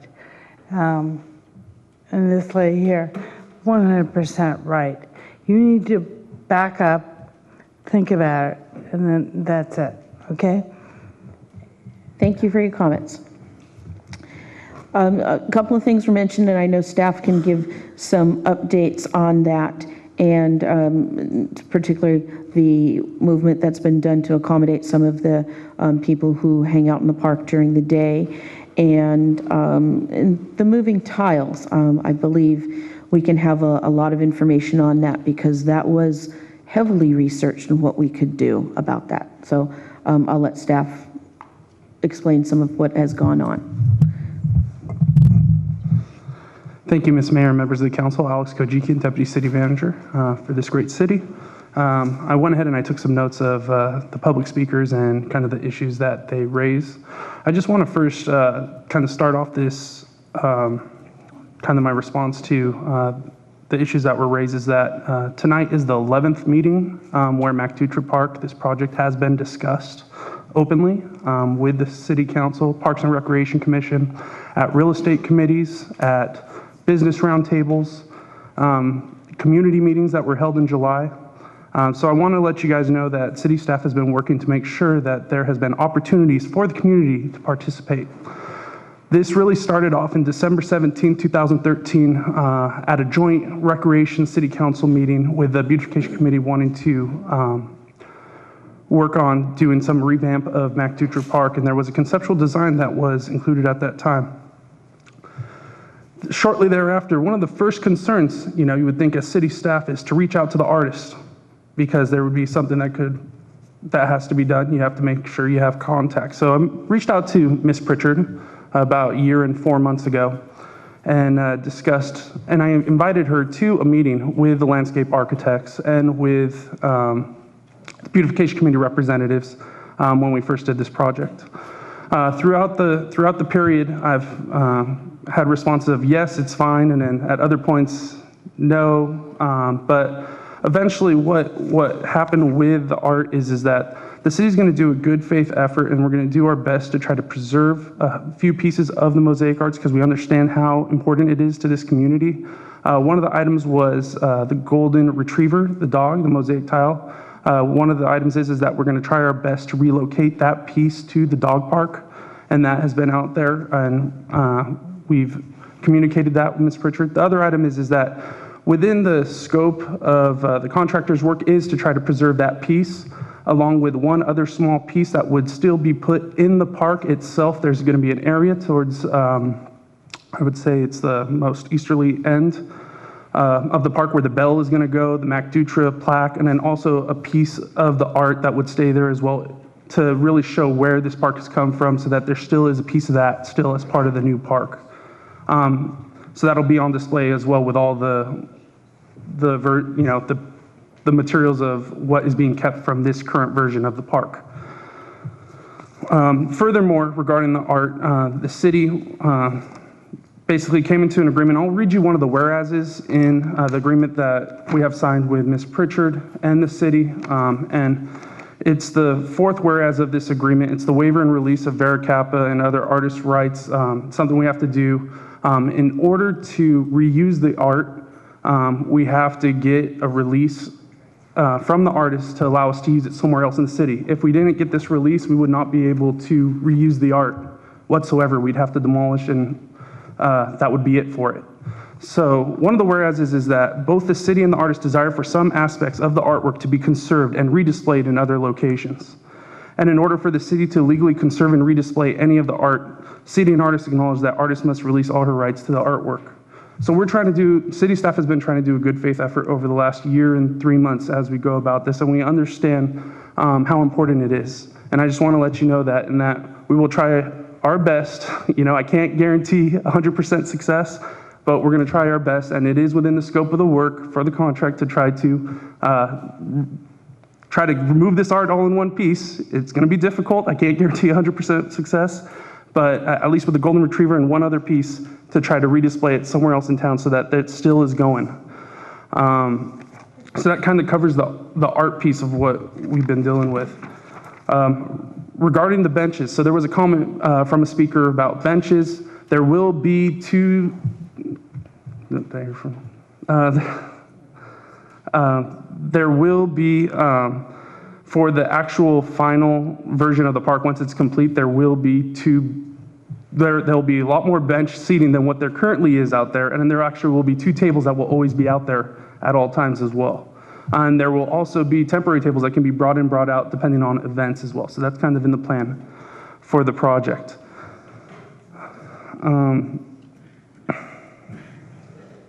Day laborers and bathroom, just community space for anyone who uses the park. So during the 10-week period, so that the actual physical construction and the closure of the park won't take place until mid-April. We're looking at April 13th or April 15th.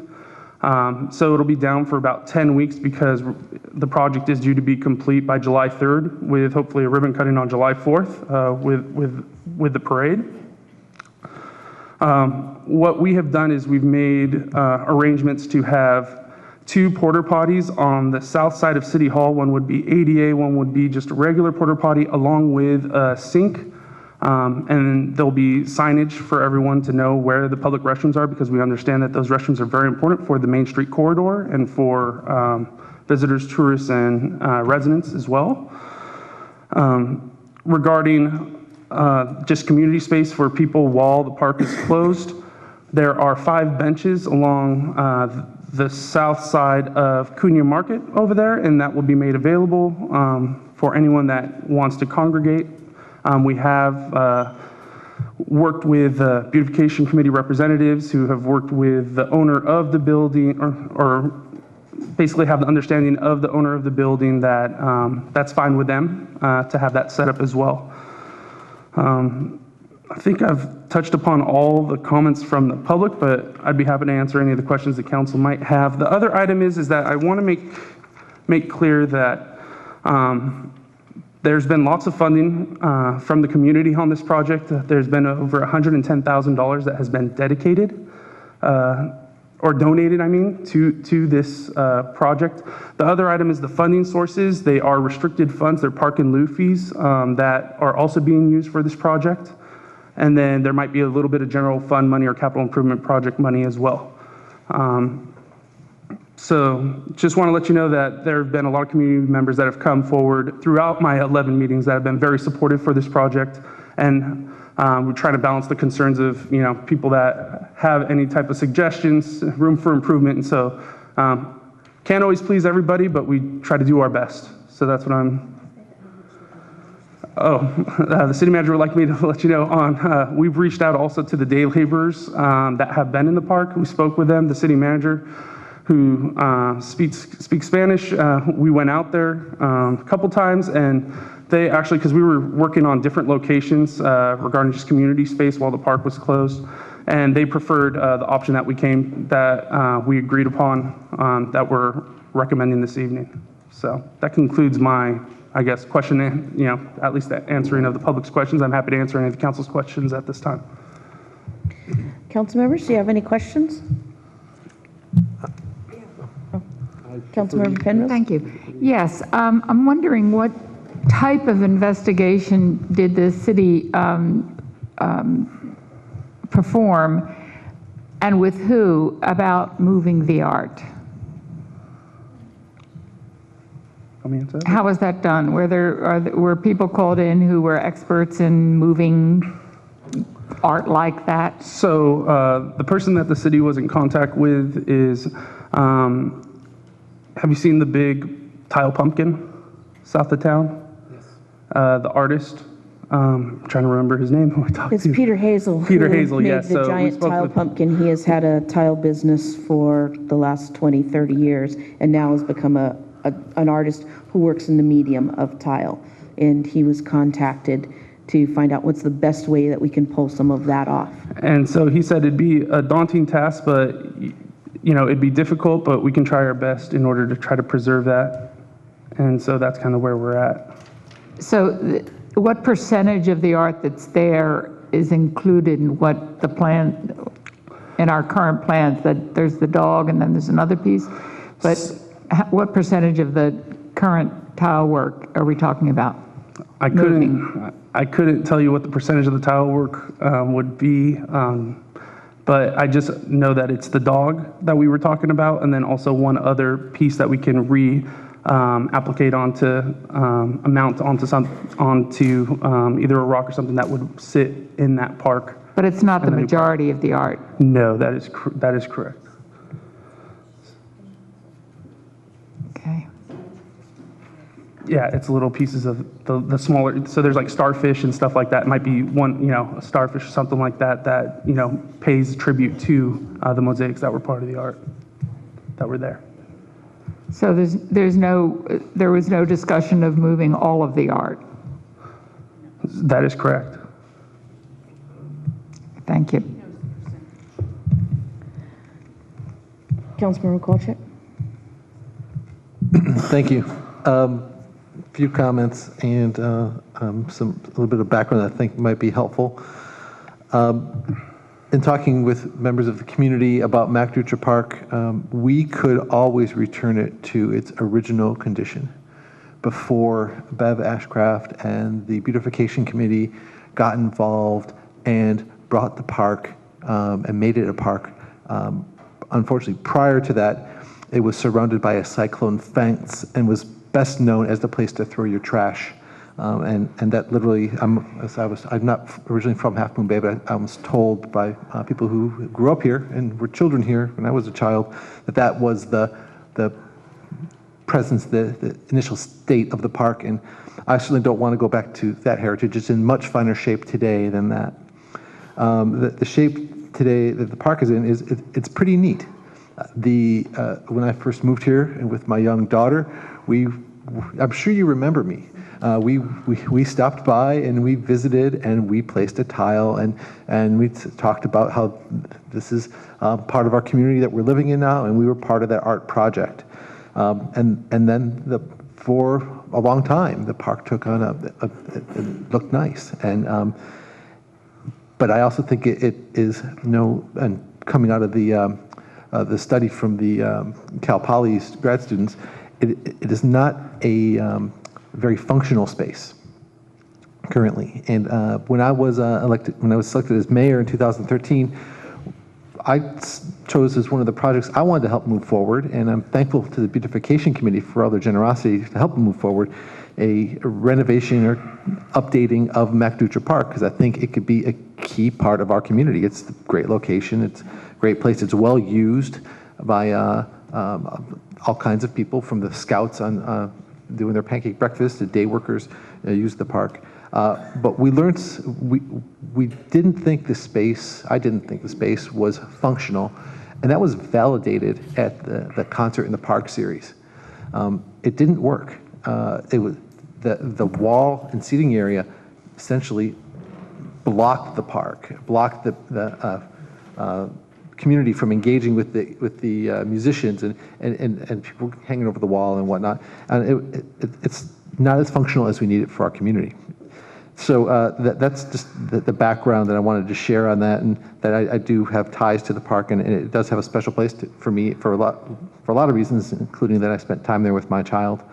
For that reason, I think it's important that we preserve the mosaics and the best. I understand why we have to make a best effort, because we cannot guarantee that the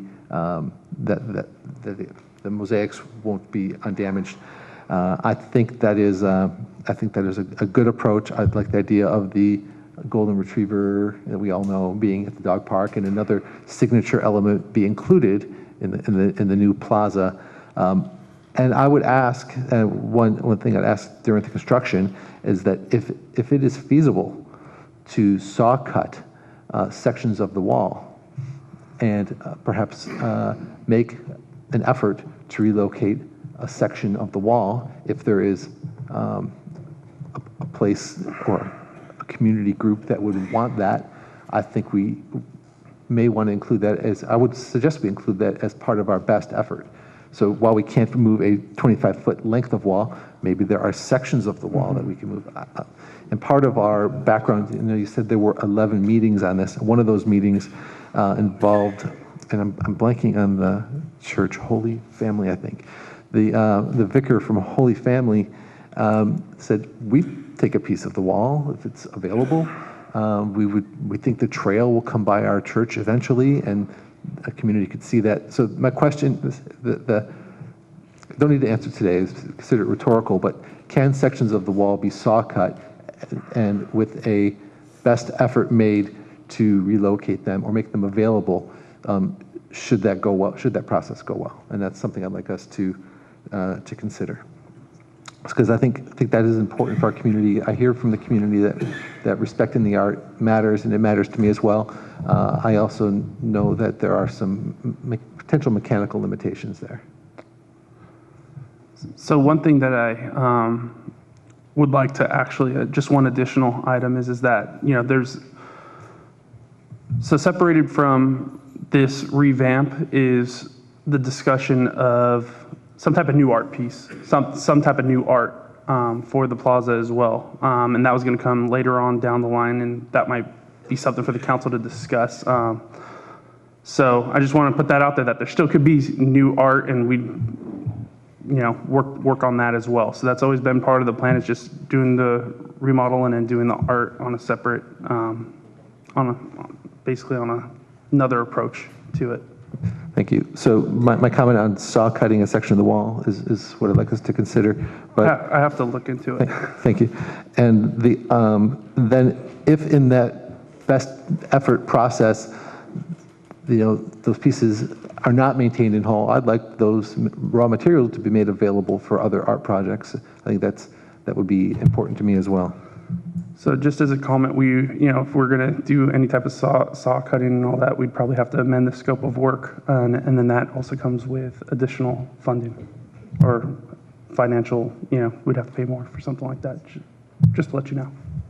Okay. The third thing I wanted to mention is the day workers who make use of the park. There was some discussion earlier today about Measure F and the bridge, and how we need to rely on the rumors of the blogs for our information. And if we relied on the rumors of the blogs about the day workers, our community would be wholly misinformed. The staff and myself and other volunteers in the community made great efforts to have discussions with the day workers who make use of Mac Dutra Park. We heard the rumor and racist accusations by certain individuals about mistreatment of the day workers, and it was really offensive language on those data-rich rumor blogs. But just a little bit of background of the interactions there that you should be aware of. That I personally met with the day workers on a couple of occasions, reviewed the plans for the park and for the plaza with them, discussed what their needs were and what they would like to see happen during construction, discussed options, and investigated options, including working with Our Lady of the Pillar Church to map out a plan for something even more robust than we're able to do now. Those plans did not come to fruition, but we certainly made significant effort that also included some additional social services. So I'm still pursuing potential social services that can be provided through the Catholic Church and to support the day workers, but the location for them could not be resolved with the church. I think the solution that staff has presented is very viable, and it also meets the needs and the request of the day workers. The other element I want to mention is, that I thought was very noteworthy in talking with the day workers, is that they appreciated being included in the process. They had questions, I answered their questions. They're going to see it coming. They can communicate to contractors to pick them up, so they're informed. I think that was a wise thing to do. Regarding there were some additional rumors, some valid rumors that were BS about removal of tables from the park, and that was an effort to somehow cause harm to the day workers. And another idiot racist makes these comments, but there was always a plan to have tables available in the park, always available, and the park is open to our entire community. And I stressed that when I met with the day workers. This plaza is open to our whole community. And all of this points to quality of life in Half Moon Bay. And I firmly believe that opening up the plaza and renovating MacDucha Park is a key element to improving the quality of life in Half Moon Bay. We'll make more use of it. It'll be a better place to hang out and enjoy, and we'll all be able to enjoy it. And for those reasons, I'm going to support moving forward on this item tonight. Thank you. Councilmember Mueller. Yeah, we've been involved in this process for years, and I respect the artwork there, but times are changing, and that park is not inviting. I've attended many functions there, and I don't remember seeing too many of you at those functions, but that hopefully you were there, because it is a great morning, it's a great evening, but it is not conducive for having a little social function there of hundreds of people lining up to get their pancakes or visit whatever holiday party is going on there. So I think my comment was many years ago was like Ronald Reagan said, Gorbachev, take down those walls. And I kind of feel that we should be taking down those walls at this time, because we have an opportunity with the generous support of individuals and future individuals that will look to open that plaza up into an inviting, as I stated before, a jewel of Main Street. The Main Street business people will be very supportive. We not only have the local people and the people that like to visit there, but we do have a lot of visitors coming through town looking for a place. Probably the #1 question ever asked is where the restrooms are and how do we get to them, and at least they would be able to see where the restrooms are, because with the tower and the walls there, it's just not conducive. So after all the work, and Deputy City Manager, I appreciate you clarifying a lot of these issues, and the signed letter also, I appreciate that there is support there. And I just thank everyone who've been involved and thank people who will be involved, but I will definitely be supporting this agenda item. Councilmember Reddick. First off, I want to say thank you to the Beautification Committee for their willingness to make such a large investment in downtown. And thank you to the other members of the public who've donated, I think it was $10,000, I think Friends of or Adopt a Park or one of those groups. So, you know, it's thrilling that people are willing to step up in that manner. I'm definitely in favor of investing in the public domain and investing in downtown. If we're going to have a vital downtown, I think we need to invest in quality public spaces. That said, I am going to vote no on this project. And the reason I'm going to vote no is it has to do with my own values, and I just wanted to share those with you. I don't want you to feel, you know, attacked or that I think your project is terrible, but the vote here goes to my values, and I want to just discuss them briefly, and that is, I think we need to celebrate the public domain, but I also think we need to know and respect who we are as a community. I think we need to show care for what we have and protect what we have and not throw it away needlessly or disrespect it. And I think we need to change with care as well. Abrupt change, I think, is rarely good. I think we want to grow organically according to who we are and our best natures and working together. I think we ought to be satisfied with good enough as opposed to, the best and the brightest or the most glorious thing that we can do and spend a lot of money. I think good enough is good.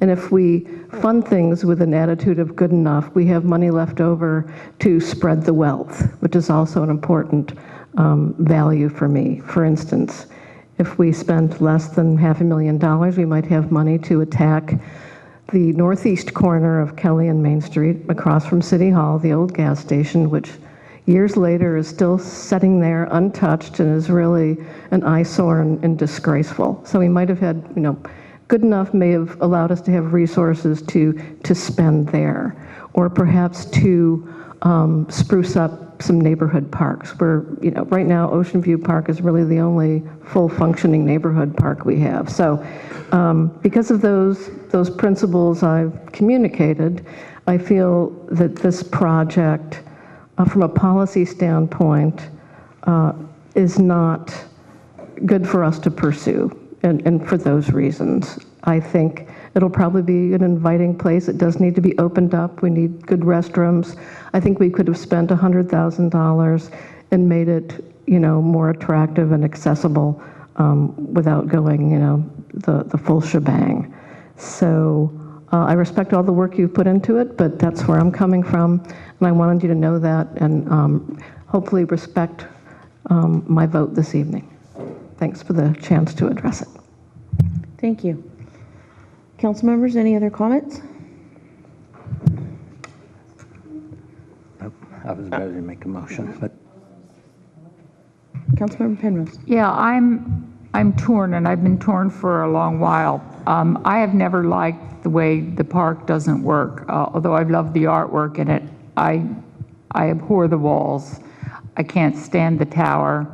I find it's very inaccessible and difficult, and I'm sure that that's what Cal Poly was talking about when they were talking about it. But I do have some questions about the current plans and whether they make sense in our downtown. I don't see that an effort was really made to make it look like downtown Half Moon Bay, a continuation of it. And I would frankly like to see a different set of plans looked at that would fit the character of our town better. I like the idea of an open plan. I don't like the idea of little tables and chairs scattered here and there. I'm not sure why we are spending that much money on it, and I'm not certain that it takes $300,000 to essentially repave it and make the stage bigger, fix the bathrooms. The other question I have about the budget is the maintenance part of it. How much money is going to be spent, and how many times a day are we going to be cleaning the bathrooms, and who's going to be doing that? That's a question in my mind. So I would probably abstain or vote no, and I'm not sure which, on the current plan. I'd like us to take some more time and look at it in a different way. And you mentioned the bathrooms. The bathrooms always get cleaned, and that'll always be worked on, so that's not going to change. The bathrooms have been upgraded in the inside already. So we're going to make sure that they're always clean, because that's a big complaint if they're not cleaned. So we want to make sure they're cleaned all the time. Yes, there may be a few more people using it, but that'll make the merchants pretty happy that people aren't just walking in their place to go to the bathroom. That's a big issue with a lot of the merchants. People come in there without buying anything and try to use their bathrooms. So a public bathroom is a good thing to have, a nice clean one. And does that mean we'll have full-time staff working on the weekends, cleaning bathrooms? I believe that is in the discussion for later on tonight that we can make a decision on. I think that was something people wanted to move forward with. Yes. Through the mayor, if I can just interject. The bathrooms are cleaned 7 days a week. So they're 7 every day. How many times a day? I believe once a day, every day. That's totally inadequate. I mean, I'm sorry, but we can look into In a doing movie additional. theater, they're cleaned every 15 minutes, half an hour. And if we're going to have lots of public using it, I think we really have to look at that. Most definitely. I think we can do that. Yeah.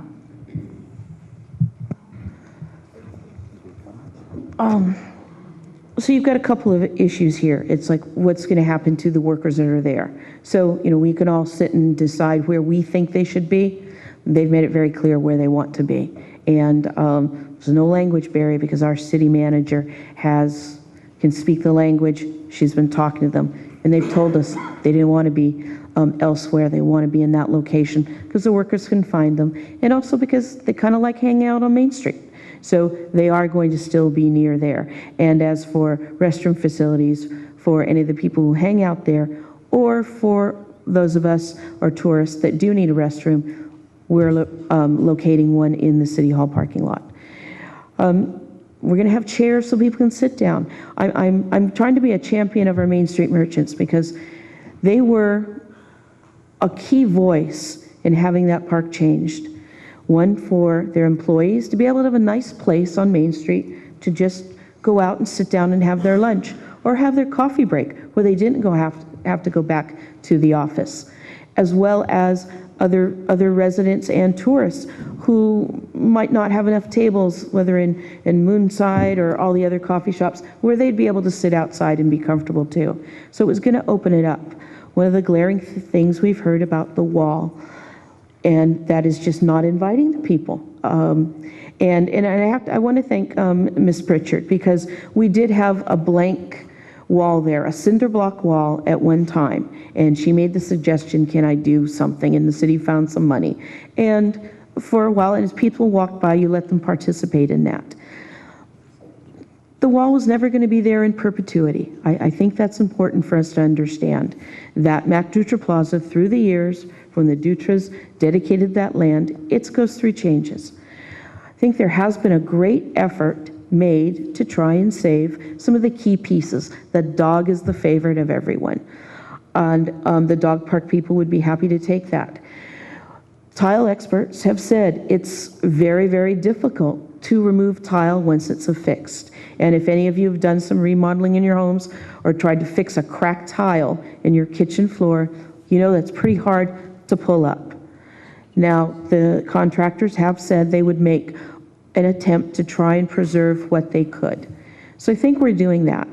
So I'd hate to hold up making such great positive changes to Main Street for that when we're going to try and make an effort to get some of that artwork off of there. When you travel, you see so many places. When you go to Europe, there's open spaces, and there's casual tables where you can sit and move. They're not affixed. So if you've got a group of 2 or 3 people, you can add a few more chairs and have 5 or 6 people sit and have lunch or talk to each other. To open up that park will really make that part of Main Street a beautiful place. And so while we value and thank Ms. Pritchett for what she did for 10 years, we didn't have to stare at a cinder block wall. You know, we've moved on now. She absolutely beautified it with beautified money, and you included people in that. And that will always be something that people will appreciate. And now we're going into another generation of opening up the park for more people to enjoy and have it be a nice place. So I want to say I'm championing not only the Main Street merchants who have voiced a concern for a long time to get that park changed so it could be more open and more welcoming. And that's a big key part as people walk down Main Street, instead of running by there, because it's a wall. It's almost like, don't come here. And we don't want people to do that. Nor do we want to use it. We want to have bands, the people that come out to talk about their social issues, instead of standing on the edge of the corner. So I think there's been, as the Deputy City Manager has mentioned, a lot of open workshops. A lot of work has been done over the years to get a lot of feedback from everyone. And sometimes you just can't please everyone, but this is going to be something that's going to be really nice when it's done, and efforts are being made to save the key elements of the tiles that we have. At this time, I'd like to make a motion to adopt a resolution awarding a construction contract for the Mac Dutra remodel project to Half Moon Bay Paving and Grading for the amount not to exceed $380,685, and approve a construction contingency of $15,000 for the total not to exceed project amount of $395,685. Motion's been made. May I have a second? I'll second, and I have a comment. Okay. I want to Councilmember Brett, I can say I really appreciate that you shared your philosophy and your point of view. I think it's helpful, and I respect that. And it actually helped me understand points of view that we may take a little differently. And I may not have been easy to share that, but it was appreciated. And I have a view of our community, and I want Half Moon Bay to be great. And for that reason, I'm seconding this. So you explain that. Motion's been made and seconded. Roll call, please. Aye. No. No. Yes. Yes. Motion passes. And that is item number 4 from our consent agenda. We move now to item number 5. And okay. We got to move. We'll move to number 5. Yes. So we're gonna break for. Oh, we can go on. Okay, let's go. Thank you. I'm going to make this very brief. This is the second reading of the ordinance that was introduced at the last meeting concerning electrical or regulations for parking in electric vehicle charging stations. I'm happy to respond to any questions or comments. Otherwise, recommended action is to adopt the ordinance as introduced.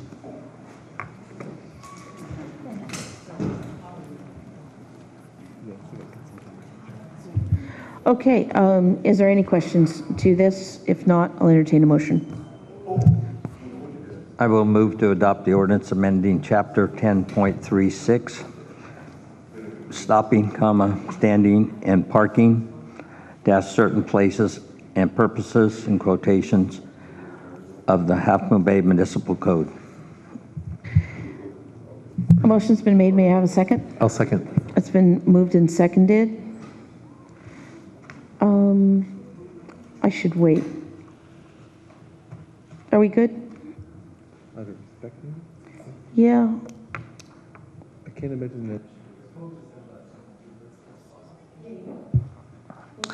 Certainly up to the council. You can wait or you can proceed. We're just having a sitting break for a moment on this. And then we will move on to the budget. In discussions. Of that motion, then we can fill in time here. But I believe, again, the charging stations are very active. Every time I seem to pass by there, they're pretty active and moving, and people are plugging in. And I think one of these days, maybe we can have, I want to say some of the Montegrano beer truck delivery trucks are now hybrid also. Are they? So maybe we can get one of them to pull in there and plug in someday. Well, maybe the city manager can give us some brief updates. I heard that in the first couple of weeks, we had over 100 people charging their vehicles at the charging station. Yes, that's correct.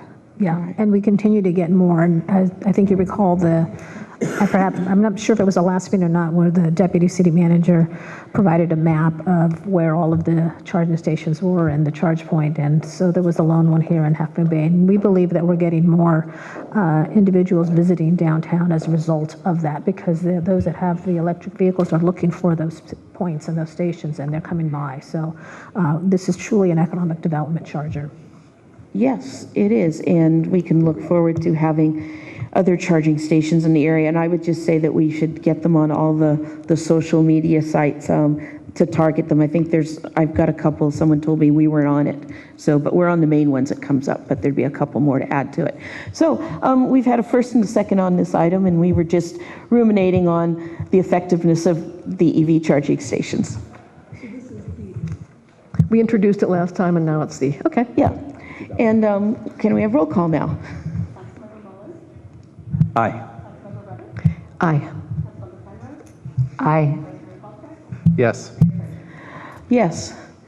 That must have been what a filibuster is like.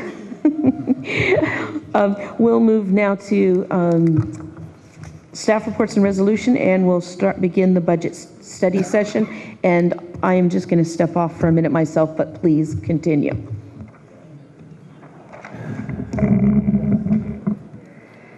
Good evening, everybody. Very happy to be here this evening. As you know, we have been working very hard on the budget for quite some time. This evening, you'll hear from several executive team members in terms of the budget presentation. This is an effort that the entire organization undertakes. It is the policy decision of this council. This is one of the biggest policy decisions that councils will take in terms of the use of city resources. You will be receiving the budget document. We're thinking about April 19th or so. You will have it for about 2 weeks before the May 5th date, when you will have the full discussion on the budget recommendations themselves. Tonight, we will be providing you a high-level discussion. I think it's very timely, especially in light of some of the comments that were made earlier, because it is an issue of resources. And we are a very tiny, tiny organization. And you will see with the information that will be provided later by my colleagues and CIP and some of the other big projects that we're working on, like general plan and the bridge, the Phillips Creek Bridge. It takes just a tremendous amount of time. And while we would love to do all of the things that the council would like for us to do, it does come down to a matter of resources, people resources. We're a service organization, and I have to be aware too of how hard I'm asking of people to do. So more to come with the proposed budget. But today, just a couple of things I want to go over very briefly. And let me get my handy dandy chart here, just to give you a little overview in terms of what we will be going through today. This evening, we'll give you a little bit of a background in terms of how we've gotten to this point. We'll have our finance department, and you know that the flu is going around. Our interim finance director is home with a fever, so Gary Batuglia has stepped right in. So he will provide an overview on some financial information, a little bit more on the general fund itself, give you a financial outlook in terms of a 5-year projection. We'll then shift over to community development director, who will provide some information on the CIP, current projects and potential projects. Again, we're not, this is all preliminary information, but we just wanted to kind of give you a look-see, a preview in terms of what might be coming.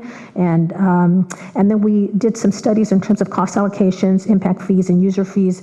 We're hoping to be able to bring that to you before the May 5th date, or at least before the June date, but we can always incorporate those later because they're essentially revenue. So we're going to try to do it soon, but we just got the information. We're still combing through it. We want to come back and provide to you the strategic priorities that you set at your January 13th meeting, so that we will circle back with you so you have a list of that. You saw those in your staff report again, but we'll just go through those and do a couple of highlights. And then finally, there are a couple of issues that we're looking for some very specific policy direction. We'll walk you through those in terms of our building the budget, and we're getting close to finalizing it, but we wanted to get a couple of policy direction from you on that. So I will turn it over to our city clerk, who will talk a little bit about the timeline. Okay, so I, as the process lady, have been given the portion of this presentation regarding the budget process timeline, where we've been so far, and what our timeline is for actually going through the process to adopt the budget. As you can see on our list here, we brought the budget calendar to the City Council for review in December, and that was just merely going through what dates we would be looking at various portions of the budget and when we would have our hearings. On January 13th, the City Council had a strategic plan and communications retreat, so that is actually part of our budget process timeline. And then in March, we actually did some updates to the budget calendar, so we brought that back to Council then. tonight. This is a key part of this whole process, the study session, which the city manager talked about some of the items that we'll be talking about or that are also listed here. We will have a study session again on May 5th to further dig into some of the budget recommendations and review and make sure that staff has heard what council's looking for and that we've reflected it in the budget document. And then the city council will receive the budget officially for adoption at their June 2nd city council meeting. Good evening. I'd like to take you through a high-level walkthrough of the projection for the budget, review the assumptions that were used to put this projection together, and then just to remind you that these numbers are changing. We're looking for some direction from City Council, and as we get more information and more direction, these numbers will change and we'll reflect those in the future budgets. I'd like to first go over some of the assumptions, financial assumptions that we use for the revenues. Once again, these numbers will change, and these are kind of a high-level assumptions that we're applying to the revenues. I'm sorry. Oh, I'm sorry. Got ahead of myself. In the financial health, the city's in good financial health. The operating revenues are proceeded to exceed operating expenditures. The highlights for the year, we've retired the 2009 Series A bond debt. That's saving the city over $300,000 a year in bond payments that we would otherwise be making. The 2009 Series B bonds, through the insurance settlement, we have set those monies aside, and the 2009 Series B bonds will be retired on their first call date in August of 2019. And at that point, the city will be officially free of the debt that we incurred from the Beechwood incident. Also, a real big financial bonus was all of the pension side funds have been paid off, both the safety and the miscellaneous employees. And that's very big because Half Moon Bay is very unique. There are not many cities that do not have a side fund. A side fund is basically additional pension payments to catch up to the rest of the folks in the risk pool. So that's actually, that's also helping the city free up funds for other projects that the city might like to do. The financial assumptions, I'd like to go over some high-level assumptions that we use to put the revenue together for the budget projection. The revenues, we look at a line item basis at the various revenue drivers, and we assign growth to those. Right now, revenues are projected to grow by 1.7%. The big revenue drivers are we have the TOT, transient occupancy tax, or also known as hotel tax. We're currently forecasting that to increase by about 3%. Property taxes are expected to increase by 2.5%. Sales tax, which includes Measure J and the triple flip, will be coming down by 10%. The biggest driver for the reason why this is coming down is Measure J is, as you know, sunsetting on March of 2016. So we've only got 9 months of Measure J in the 15-16 budget. And that's the biggest single driver for why the revenues are going down in the sales tax. And then finally, other revenues are forecasted to drop by 2.5%. And that's largely driven by developer permit fees as the Carnoustie development starts to wind down. We're no longer seeing the revenues from developer fees, and that's dropping the other revenues.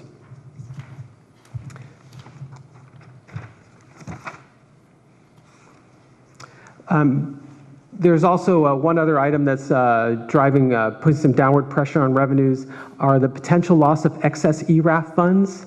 ERAF is the Educational Revenue Augmentation Fund. In 25 words or less, in the 1990s, the state found itself in a budget deficit, and they resolved their budget deficit by shifting the state's responsibility for funding schools to the local governments. And so the local governments contribute some of their sales tax monies to ERAF, and any excess funds after the ERAF funds have been allocated to the schools are returned to the cities. And the county has been beating the drum louder and louder lately that those excess ERAF funds are beginning to dry up. And so as a result, we are not forecasting any excess ERAF funds in the 2015-16 budget. If funds do show up, those will be applied into the capital projects. The financial assumptions for the expenditures, once again, we looked at inflation and growth on a line item basis for the expenditures, and these will change as council gives staff direction or more information becomes available. We're currently projecting expenses to grow by 2 to 3%. PERS rates are projected to increase due to lower investment returns and the longer life expectancies of retirees. We are expecting expenses to decrease, as I mentioned earlier, through the retirement of the 2009 Series A bond debt. And at this time, we have not built in any increase for employee compensations. As you may know, the MOUs agreements are coming up for all city staff. And as those agreements become, as we have more clarity on those agreements, then we will start building that into the budget. But at this time, there's nothing added for MOU increases. Now that we've gone through the high-level assumptions, we'll just talk about general fund revenues and what we've projected for the general fund revenues and expenditures.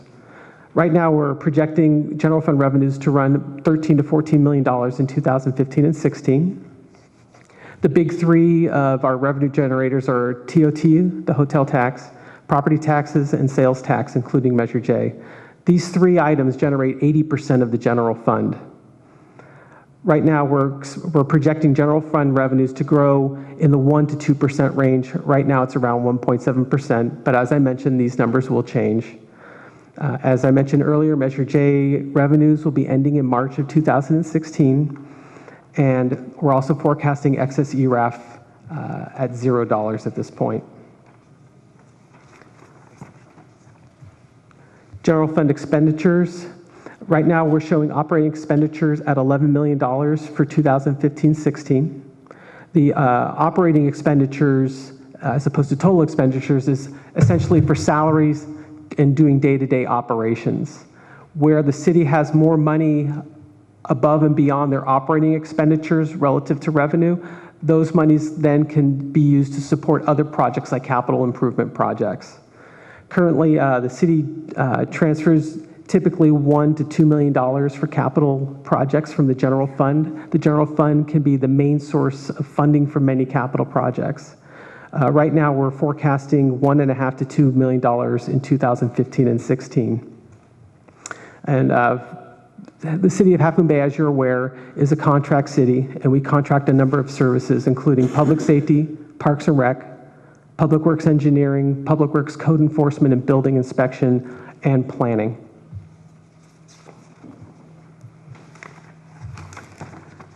The 5-year financial projection, the first bar that we're going to cover is the operating revenue, or just revenues. As you'll see, the revenues pick up in 2016 and 2017. That increase in revenues is the bonds for the new library. We're currently showing bond revenue both in 2016 and 17. And then in 2018-19, revenues return back to their more normal levels. Operating expenditures is the red bar. Operating expenditures, once again, those are turning on the lights and doing day-to-day operations for the city. And as you can see with the red bar, there is a structural revenues being greater than expenditures. Our operating expenditures always are below our revenues, and this gives us the opportunity to fund capital investment. The final bar will be capital and equity transfers. The green bar is simply showing these are the excess of revenue over operating expenditures that are available and what we are projecting to transfer for capital projects.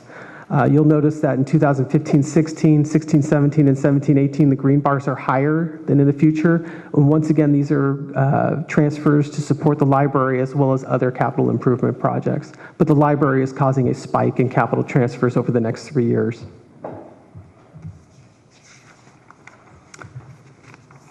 And finally, I'd like to talk about reserves. We have 3 different types of reserves under the reserves. The first is the city has to sets aside 30% of their operating expense budget, and we call this the committed reserve balance. So we reserve 30% of our operating budget in case there are any kind of economic or other types of catastrophic disasters. And this allows the city to maintain operations as it works and sorts through this disaster.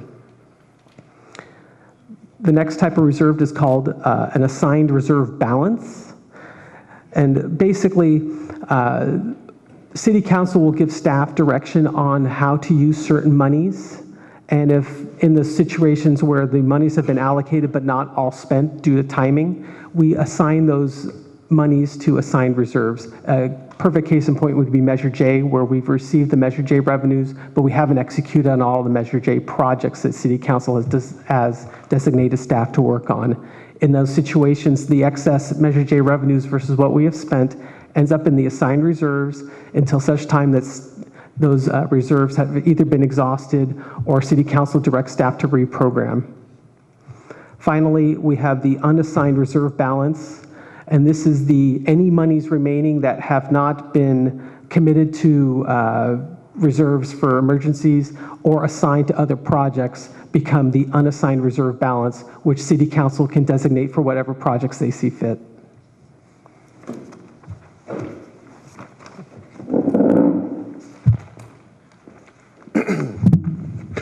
Good evening, Council. Mayor and members of the City Council. One of the goals of the Community Development Department is to organize and coordinate the delivery of development services and also managing capital projects for the city. And so the CIP is one of the tools that we use in doing so. What's the CIP? It's the city's long-range plan of how it's going to pay for any new improvements or any improvements to our existing infrastructure like streets, sewers, parks, city buildings. And it's really comprised of two different parts. The first part is the capital budget, which tells you how you're going to fund certain projects within that year. And the second part is a capital program, which is a plan for capital expenditures that extends 5 years beyond the capital budget. And it also includes strategies for one-time costs and includes projects for community interest. So why do we need a CIP? And I've worked for a number of cities, both small and large, and it's really for the purpose of really coordinating things that are going on, making sure that you have the capacity, the staffing resources to really get the projects done. Strategically, it allocates and expends the city's resources in a more coordinated manner. And it also gives us the opportunity to look at the operating budget and the capital budget side by side, because new improvements are good, and we've seen that in our streets, but how much money should we put in each year for maintenance? And so it gives you a snapshot and a picture and the ability to kind of coordinate those two. And it also keeps the public informed about new projects that are coming up. So project categories, these are some of the projects that obviously we do: streets, roads, sewers. And the guys who actually work on these types of things are the real unsung heroes, because nobody really notices unless things go wrong in projects like this. But these are some of the typical project categories. Next slide. And in terms of funding, where does the funding for the CIP come from? It comes from a variety of different sources, but basically 5 basic groups. There's special revenues and taxes. You're talking about Measure A, Measure M, Measure J, gas tax. The other major place it comes from is from developer fees.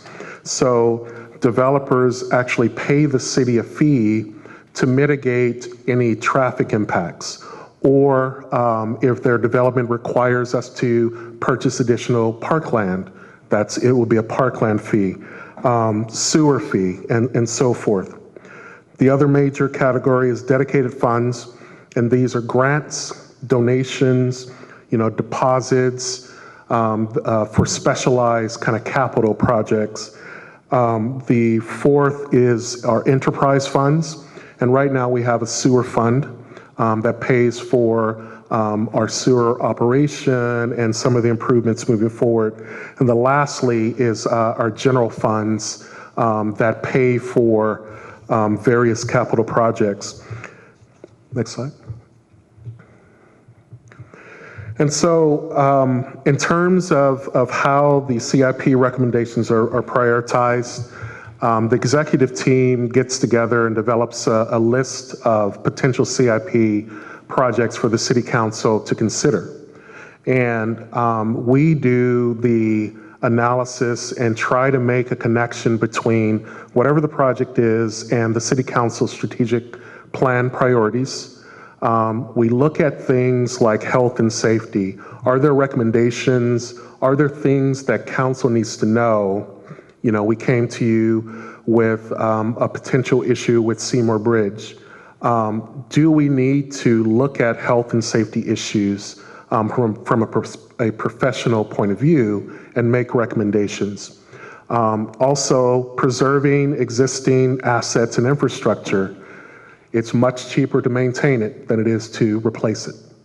The eligibility for grant funding and special revenue, project readiness, and then there are projects that are just of community interest that may be included in the analysis. So this is just to kind of show you the expenditures. And so all of the funding sources, if we put them all together, this represents how we spent our funding sources. So 13-14, most of the money went to streets. And that was because we were trying to play catch up. There had been deferred maintenance on our streets, and we got a lot done. The city council actually allocated money, Measure J money, other funds to really get that done. And if we can turn to the next slide.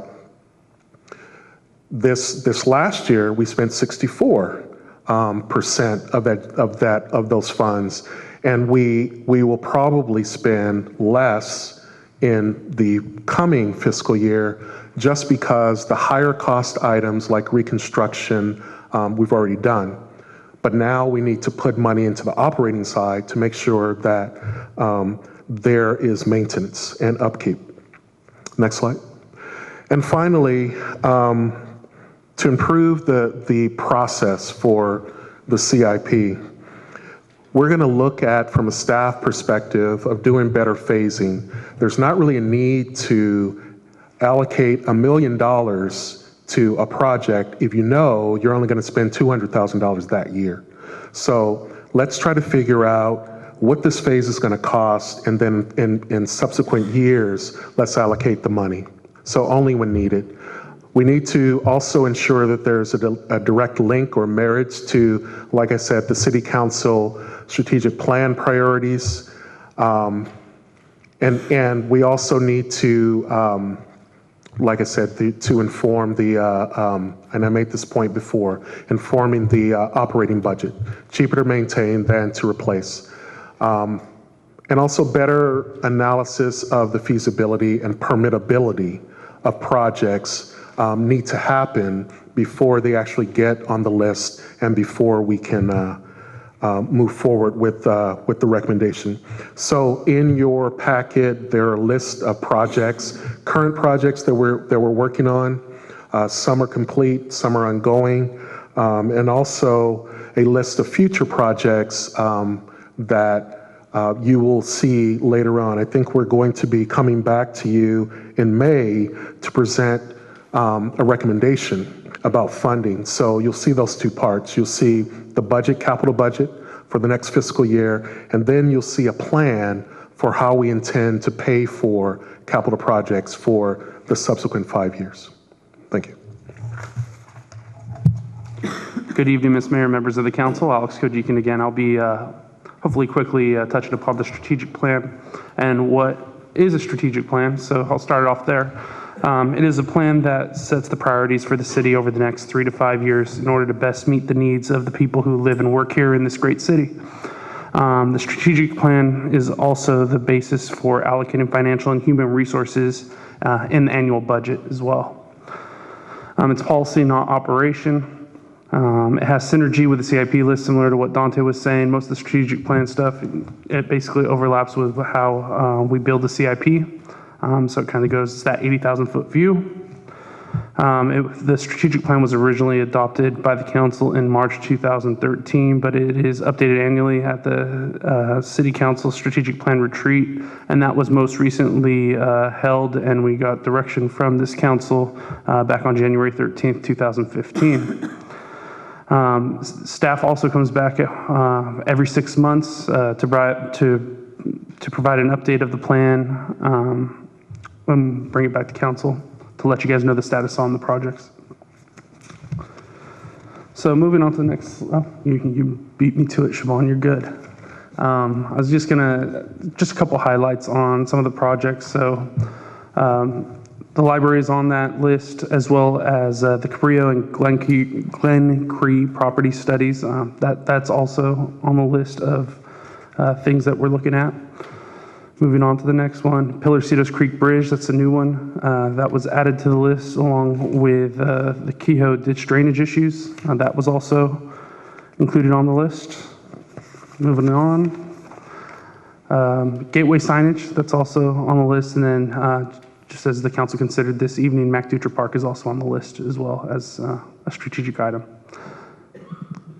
So that kind of covers my area. I was pretty quick. So. Good evening, Russell Brunson, Administrative Services Manager.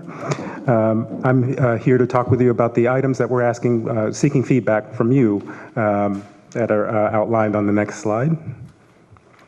And these are items that are connected to your strategic plan initiative D, organizational operational analysis. And the first two involve having 2 positions brought on staff as city employees. The first being the city engineer, the position that provides oversight of the capital projects. And currently it's a contracted position, and when established as a contracted position, having a contractor allowed you to scale up and scale down as need arose. But as you see in the materials that we provided with you in the staff report, the number and type of projects that are involved in currently and also in the future might require a consideration of a city staff member being dedicated, so the hiring of a city engineer to be brought on staff for that. As you see on the slide, the annual savings of converting that city engineer to a full-time position from a contract position would be $40,000 each year. Similarly, with a counter technician, that's the primary point person for people interested in working through the building permit process. We recommend that having a staff person shepherd that process, build relationships with the people who are coming in for the permitting process, provides better customer service to our community and would also allow for us to save $20,000 each year. The next 3 items that we're asking you to discuss and consider is our community newsletter. Currently, we provide it in English, and we're putting before you 4 options to consider to try to incorporate and reach out to our monolingual Spanish-speaking residents. And the first option is to do as we currently are doing, providing an English-only newsletter. Secondly, you can provide an English-only with Spanish translation online. Third would be English with Spanish translation for a double-sized issue, so getting all the articles and information translated all in one issue, double-sized.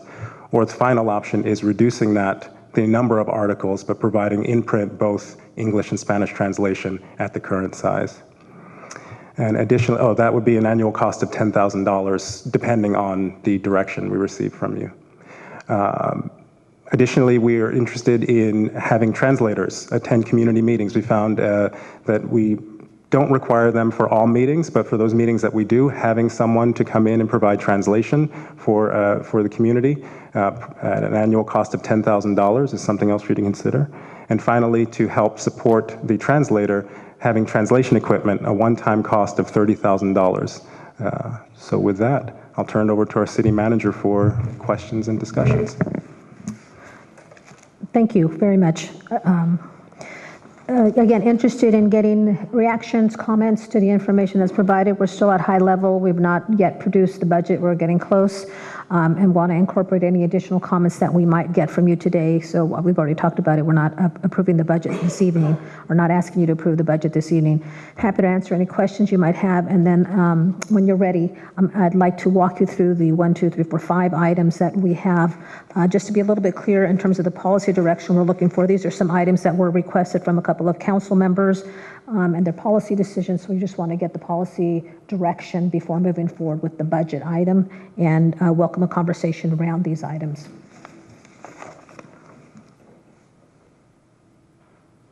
Are you ready? I thought you'd pause for a minute and you were going to say something else. Now, I know council members want to get out of here at 9:30 tonight, so, or sooner. So, John, if you had something you wanted to add. Yeah, no, I thank all the staff for being here, and I understand that your interim finance director has been ill the last week, so thank you guys for all jumping in and filling in a challenging time here.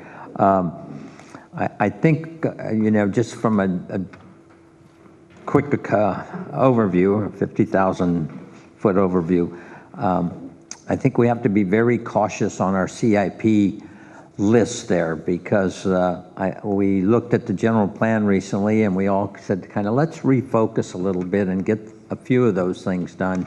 And I think on the CIP we better kind of pull in a little bit and say, you know what, these are some realistic things that we're able to move forward with, and not our big wish list of projects, because it's just from my perspective, we're just not going to have the staffing, number one, and the funding, number two, to handle that many projects in this year. And then on the page of under assumption of revenues, and I don't know how much work this would undertake, but I'm interested how many communities are looking now at the Airbnb situation for TOT tax? And I don't know, City Attorney, if Santa Cruz is doing that at this time, but the coast is so popular, and I have the opportunity to drive by our lodges and everything, and I know I'm sure a lot of people, if you look online, that are renting out their rooms. And I don't know, maybe not that many. You're more of an online expert with that, but I'm just curious if other cities have looked at this. I know other cities have looked at it, but I'm not really fully up to speed on it. I'm happy to investigate that and report back to the council. And if there's a way to include that type of activity in the existing TOT ordinance without modifying it, I think that's a great suggestion. I just wanted to put that out there for a thought too. I mean, I don't think we need to spend a lot of energy and time on it, but it's just something that's very popular in the Bay Area right now, or throughout the world. I think we have minimal now. I peeked into it. There's a lot up in El Granado, Moss Beach. I mean, maybe at some time we'll have to address that, but I don't know if today. There's 14 now. Yeah. Council members, some comments. Councilmember Primrose, I know that you were very instrumental in requesting translation information. Do you want to say anything more of that, or are you pretty happy with the different things that are put in here? Yeah, I am thrilled that they're part of our potentially approved budget. I think with 32% of our population out there Hispanic speaking, I do have a preference, and that is to not rely on online coverage for the whole Spanish-speaking population. I think our newsletter needs to be in both English and Spanish, and if it means it's cutting it down in size, I don't have an objection to that. I would love to see it the same size, actually doubled because it's in Spanish and English. But to me, it's critical that we have something that people can pick up and read. And I think it ought to be something that we somehow have a way of distributing in the community so that the Spanish population actually gets copies of our community newsletter. They don't have to come to City Hall to pick one up. Now they're mailed out, I think, was that the idea? Is the community newsletter mailed out? Yes, that's correct. And it's mailed out to all citizens? Yes, quarterly. Quarterly, okay, so that's a good thing. In terms of the translators, and I think having someone on call is a great idea. Buying the equipment that we need in terms of headphones and the correct microphones is an investment that I think may serve us well in the future, because I don't think that our Hispanic population is going to decrease. I think it will increase. So thank you for including that in the proposed budget. Councilmember Kowalczyk? Vice Mayor. See, regarding the bilingual newsletter, did this cost include I'm assuming the most expensive is to have a full newsletter in English and in Spanish.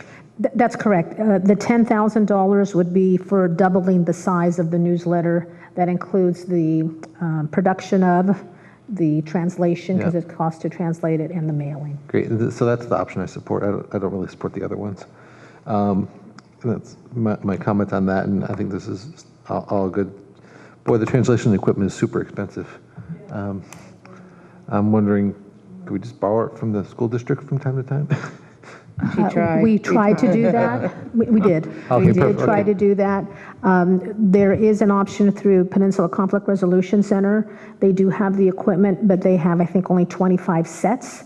So what we would propose to do, this would cover, I think, an additional 50 sets. Siobhan, help me. I think an additional 50 sets, or we could go smaller than that. The point being that if we were to use this, we generally use it for a large community meeting, and we would have equipment that would talk with the equipment that PCRC has, and we would use their translator, so we could basically go up to as many as 75 with their 25 and 50. I think that's a great idea. And that would be a one-time cost. I appreciate the due diligence to check with the school district. Now, what's the impetus behind the conversion of two contract positions to, so these are contract positions that are proposed to convert to be city employees? Yeah, based on the strategic plan of the council, one of the items is to look at the organization, do an organizational analysis. Originally, as I understand it, the city engineer was a part-time person and the city engineer continues to be a part-time person. There was a time where there were not very many projects going on that needed a city engineer's time. We now have another engineer, so we have two engineers. We have one city engineer, but we have another part-time engineer, so we have two part-timers. And so we thought that the time has come to have a body that's here full-time that would deal with all of the projects instead of having sort of a piecemeal approach in terms of dealing with the projects. And it would be a city staffer who would be here every single day. And is this staff recommendation? This is staff recommendation, yes. But again, we're looking for direction, because this is not, we want to make sure that this is what the interest of the council is before we do anything in terms of putting into the recommended budget. Got it. So, and I'll just point out, noting I only have 27 minutes left to talk, that I always want to proceed very carefully with staffing decisions. I think it's important, to be clear, my expectations are the same whether somebody is an employee or a contractor working for a community. They are no different. I have the same expectations. But just keep in mind, when we hire somebody, that is you've heard me say this before, that's $1 million decision, because that's 20 years of compensation, et cetera, et cetera.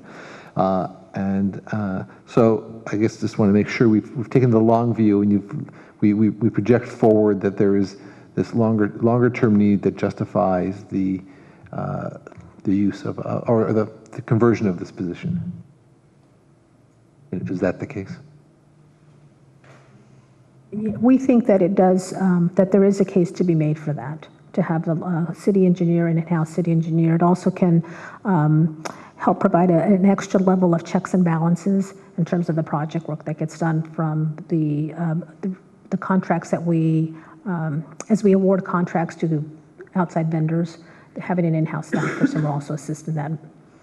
Are we at risk of losing institutional knowledge from longtime contractors?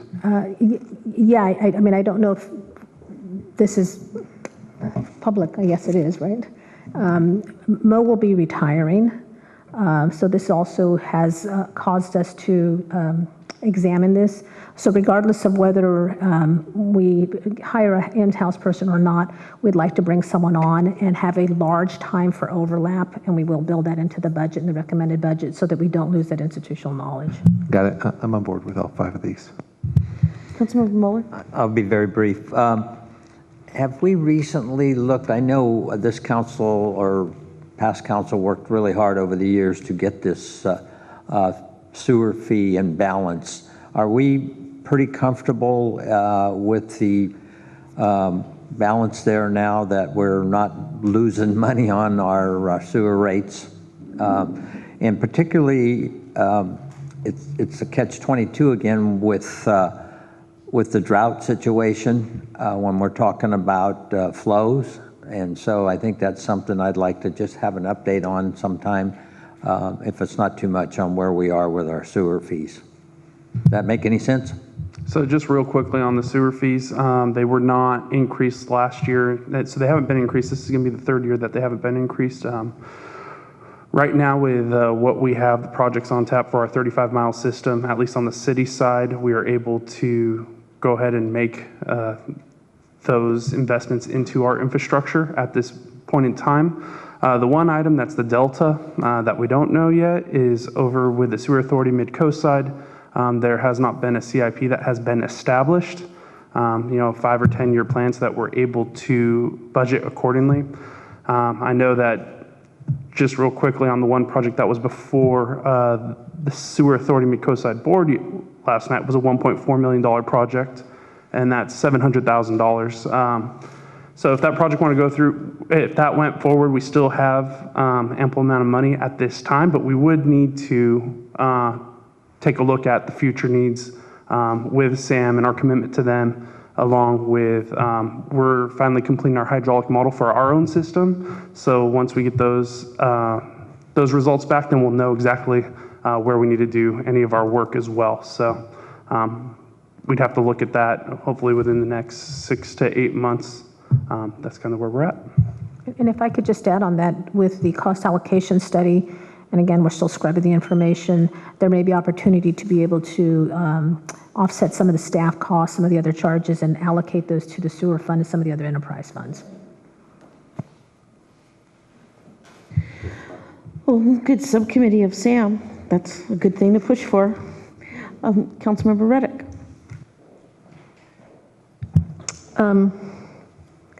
So I guess, well, I'll start off with the requested actions.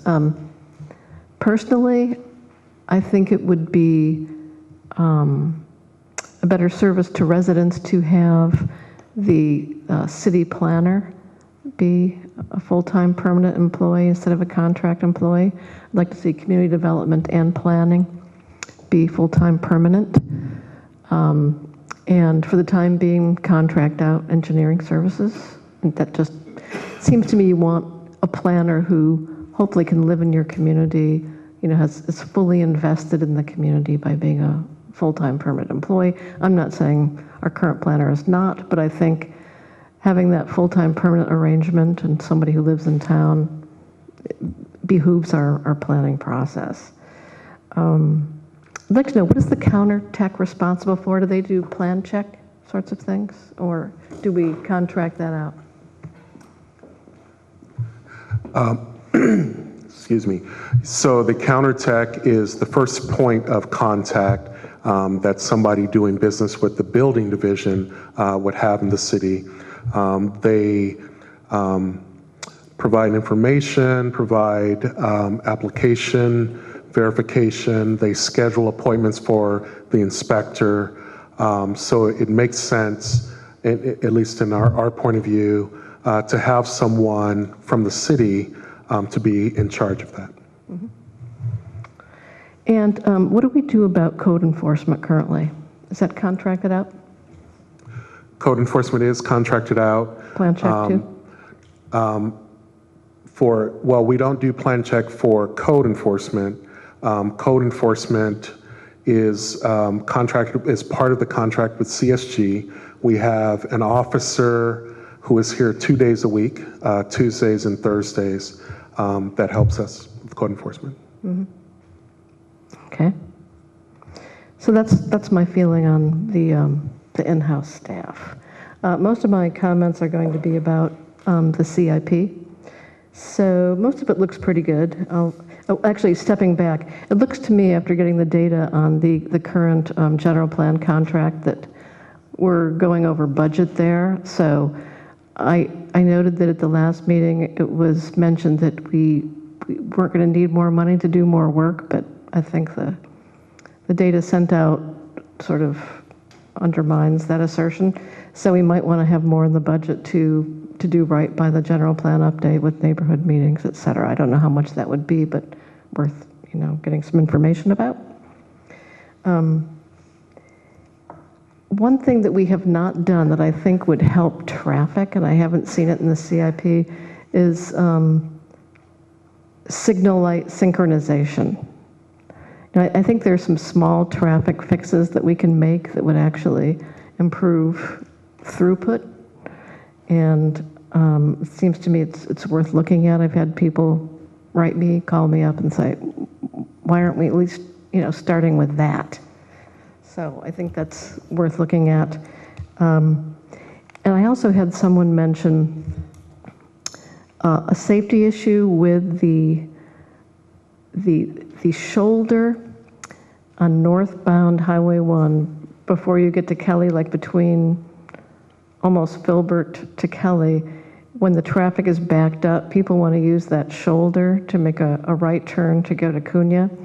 And I've seen, potential accidents as a result of that, and other people have reported them. And I don't know if we could consider, people wouldn't like this, hatched lines, or maybe at least getting on a long-term plan of making that a right turn lane, a real safe right turn lane, and working with Caltrans to maybe get encroachment permits or what have you to do that. But I think that seems to be a touchy area traffic-wise, and I've been watching that one for a long time, dropping kids off to school, going downtown before going to work, et cetera.